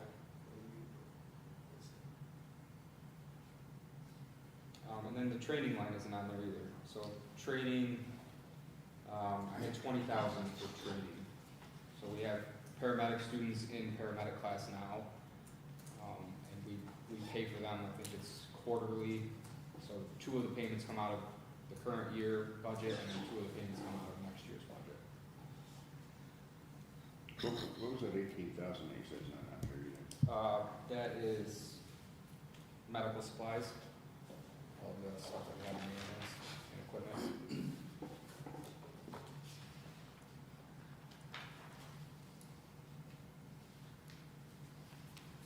Question two? We see, under the training, you do paramedic, do we get a reimbursement from somebody on that? We do. I believe we get $1,500 of student reimbursement at the end of the class. And then we also collect reimbursement on everybody else who recertifies every 3 years. It's a smaller amount, it's like $300 a person. And then that all goes into one of the revenue lines. It's 1642. That revenue line, this current year, I think it was 15,000, but based on the number of recertifications, I think I'm projecting 9,000 in revenue this coming year.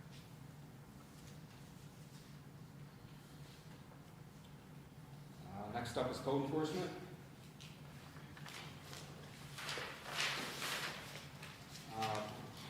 Personal services. That is actually decreasing a little bit. I'm thinking I may have made a mistake this past year because the fiscal year end projection is under by a little bit. So I'm guessing that's why it doesn't appear as though it's going up this coming year.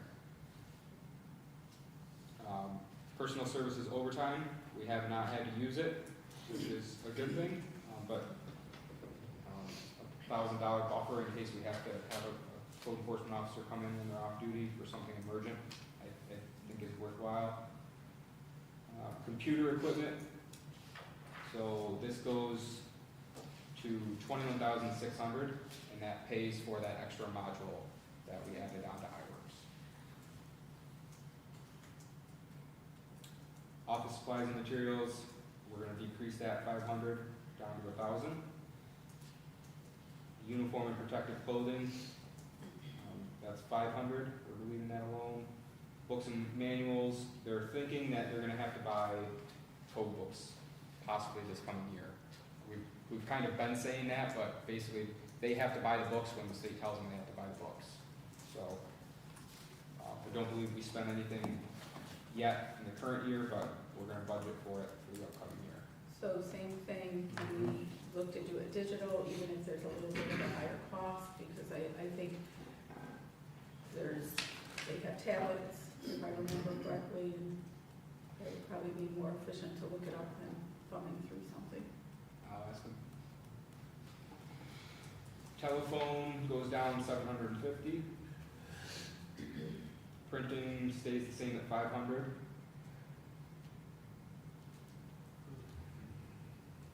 Repairs to office equipment is 350. The revival fund, the way it was explained to me is this fund is for when they have to contract out services to people that they know they're gonna get paid for. Like if the bank owns a foreclosed house, they're pretty confident the bank's gonna pay them back, so they will pay for it out of that line. Miscellaneous fees for service, that's the 455 line. So we've been starting off every budget year with $20,000. And, you know, as we build a service out, we get the money back. But they want to increase that to $30,000, just so there's more of a buffer there. I guess at one point there was very little money left in that account, and then a whole bunch of money came in. So they just wanted that extra buffer there. Travel and training. Yep. Go ahead, I'll let you ask. I'm confused because, your FYI is for $12,499. Last year's budget was for 20. You're asking for 30, but yet when you look at the previous years, you never broke 10. That's because all the money comes in, so you're not seeing. This is the line item where all the money, the liens goes back into, so that's why you don't see videos that look little. Because right now, if you look at the up to date as of January, we spent minus $833,000. Right. So this is another one of those lines similar to the other in codes where this is just confusing. It needs to be broke down differently. If this is a line where items are coming out, then, I mean, correct me if I'm wrong, but money shouldn't be going back in there, because how do you go about projecting what you're going to spend? You should have a revenue line, so Yes. that money when it comes back, to go back to the revenue line. Yes. I think that's what we should do. I mean, especially now we're gonna add more money into that line. It's 30 grand, we use that instead of to do work, and then when the money gets back from the county for the liens, it goes back into like, the revenue line. So out of this line, we would pay for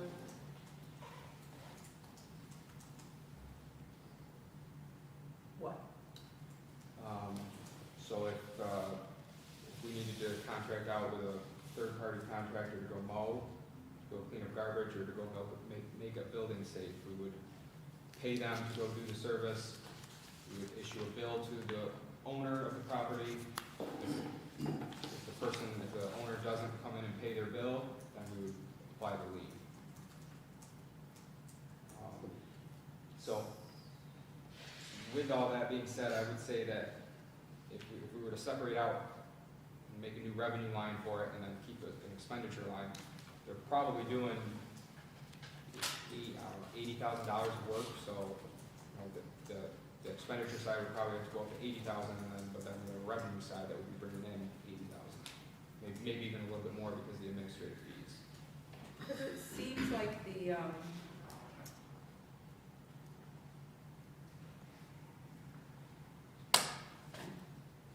working on diplomacy here, it seems like the record keeping for it is a little bit wonky, and You're right. that we need to clean it up significantly. Because right now, we don't have a true expenditure really, because we have money coming in, money going out, so if we split it out, we'll have an actual expenditure for that line, so. I think split it out, that would be a good idea to do it.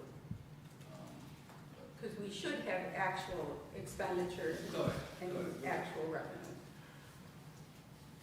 Were you gonna say something on that, Robinson? Oh my God, my blood pressure's going up.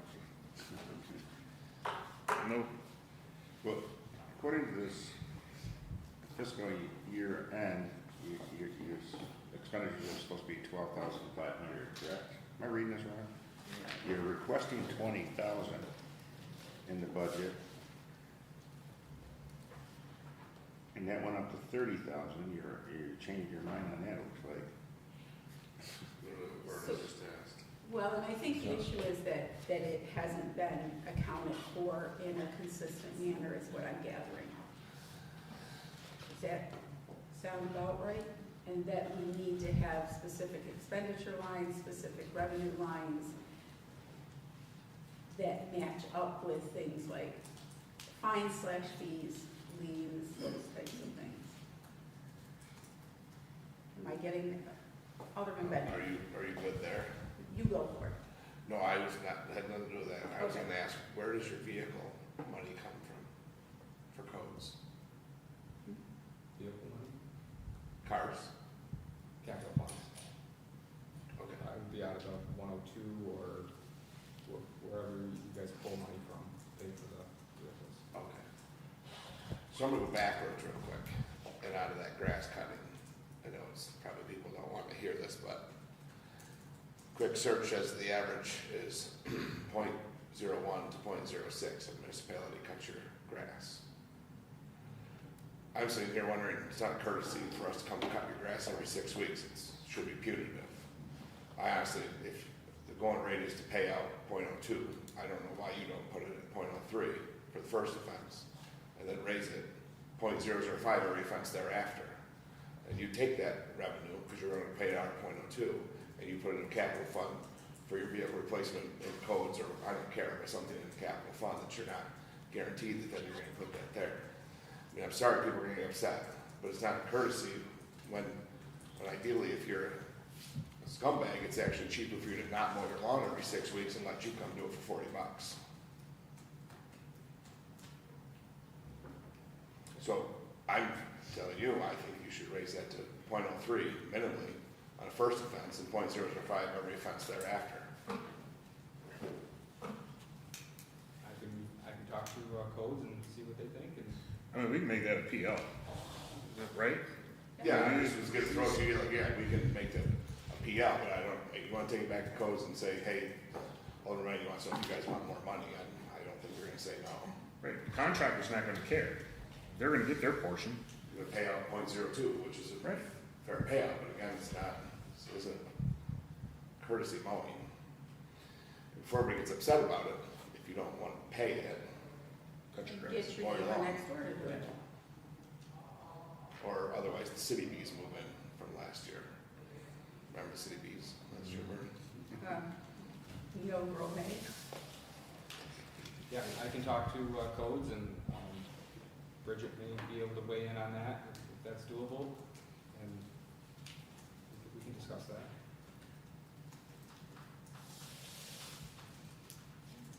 So, let's put that on for discussion after the budget? Or do we want to do it before? It can go after the budget, because what I'm Yeah. saying is to put it into an encumbered fund that just is created, that then goes in there. That way you're not balancing budgets off from it or trying to generate revenue or calculate it. Just put it into an encumbered fund. Bill, do you have an issue with it? No, I have to think about it, but right now I don't have an issue with it, no. So we can put on for discussion, I do know.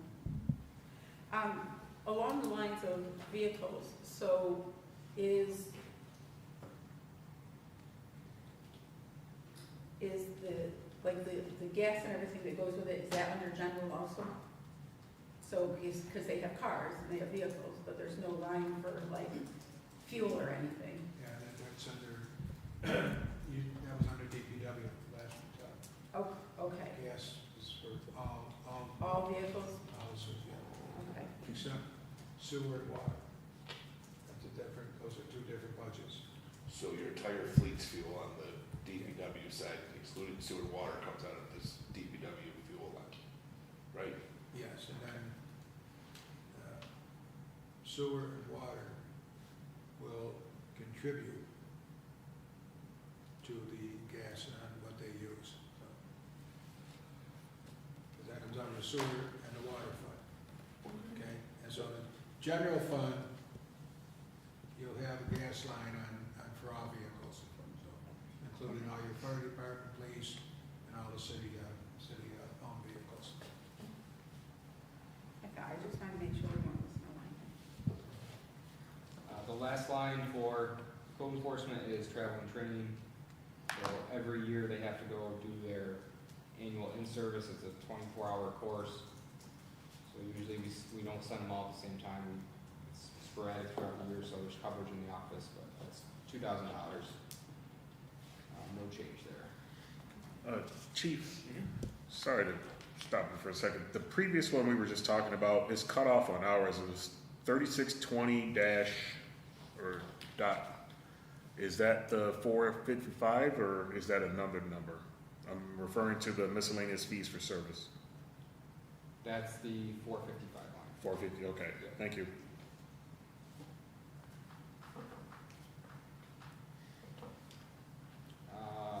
Next line is, it's really kind of the mayor's line, but I usually talk about it's disaster preparedness supplies. I know a few years back, we spent some money on getting some preparatory items together in case we had to spin up an emergency operations center in the basement here. That's, that 500 is in there in case we have to activate the emergency operations center here in the building. That gives us some funds to, if we, God forbid, but if there's a extended issue going on, that can give us, we could take meal money out of that, we could take the different things like that that we need. How many employees is that divided up amongst? 500? You mean after the council? Right, so, like you said, if there was an incident that it would happen, and let's say it happened during the day, everyone was stuck here in the building, how many people estimated would that be in the building that you would have to divide up $500? Because my thought process is that 500 has probably been that amount for forever. It was only, well, it was used once, maybe, you hope to never have to use it, but you also hope that at least if you're gonna have pocket money, that you have the ability to at least be able to take care of people that are in here. If you, also, you know, it would be a matter of getting the council on a call or something, say, hey, we need more money, and you can authorize, you know, that, so. Okay. And that would come out of a contingency, so. Yep.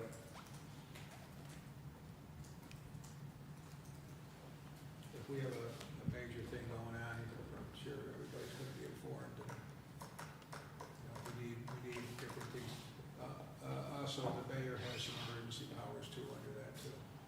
So, make decisions and then come to the council afterwards, so. Demolition of unsafe buildings. So we have been going with 17,500 the last couple of years. It kind of works similar to the 455 line.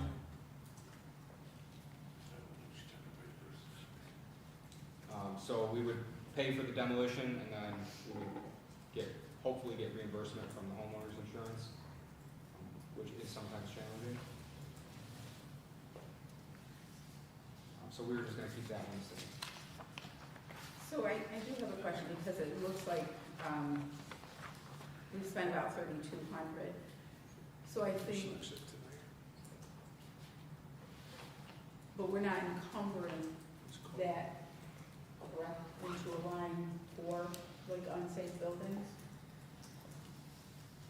No, we don't. So it kind of balances out other pieces. Yeah, it normally goes back to fund balance, whatever that, or to help balance the budget at the end of the year. Okay. At one point, I think we talked about encumbering that money at the end of the year into a demolition of unsafe building capital fund, which I think maybe even already exists. Yeah, there's, To me, that makes most sense. We have one, but we closed it. No, we created a new one. I thought we agreed. thought we created Yeah, one for that closed it and we purpose. created a new one. How did we find out? Check your magic box over there, then.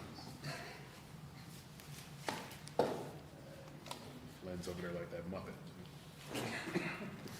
Gotta get one of those green visor hats, a cigarette.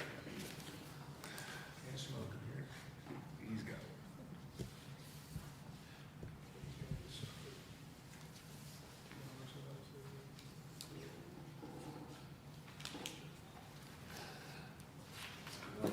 Dave's over here shaking, he's like, Yes, we did, we have one. So,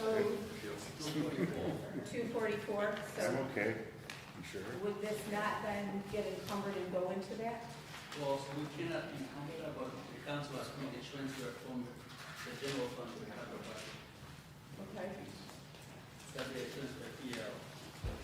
And transfer PL at the end of, okay. So whatever left in that line in the end of May, Cigarette. do it PL and transfer that money to the capital budget. Okay, so Olean, so we should put that on so that we remember to do that. So at the end of, so May 31st, so that you can let us know what's in there, so that we can create a PL to put it into the capital fund. The last meeting in May. Yeah, after the 31st. Yes, so the last meeting in May. Yes, please, thank you. Okay? And the only other one, it's an easy one, it's zoning board, there's no change. That's- I did see it on there. Copy and paste skills right up to speed and everything. That's okay, my computer's not letting me copy and paste right now anyway, so. No medical, I didn't capture it when I copy and pasted. on the, New York State medical service certificate. Mhm. Right now, we have $12,900 in back. For this current year. I think we budgeted 15,000, right now we have 12,900. Left, No, expended. money coming in, Oh, okay, okay. it's a revenue line. Oh, okay. And I think there should be about 600 more coming in this budget year. Okay, about 2 months. Jumping back to revenue line, I also have a CPR course revenue line and a hazmat billing course revenue line, neither one of those were changing. I think we got some money. Not much. Okay, any $1,400. for the revenue one? The CPO line, Okay. $1,040 and so forth. Any questions for the chief? Thank you. Thank you. For all the details and. Okay, new referrals for consideration, none. Committee reports, none. I make a motion that we adjourn. Second. Second by Alderman Benyon, all in favor? All right. Opposed?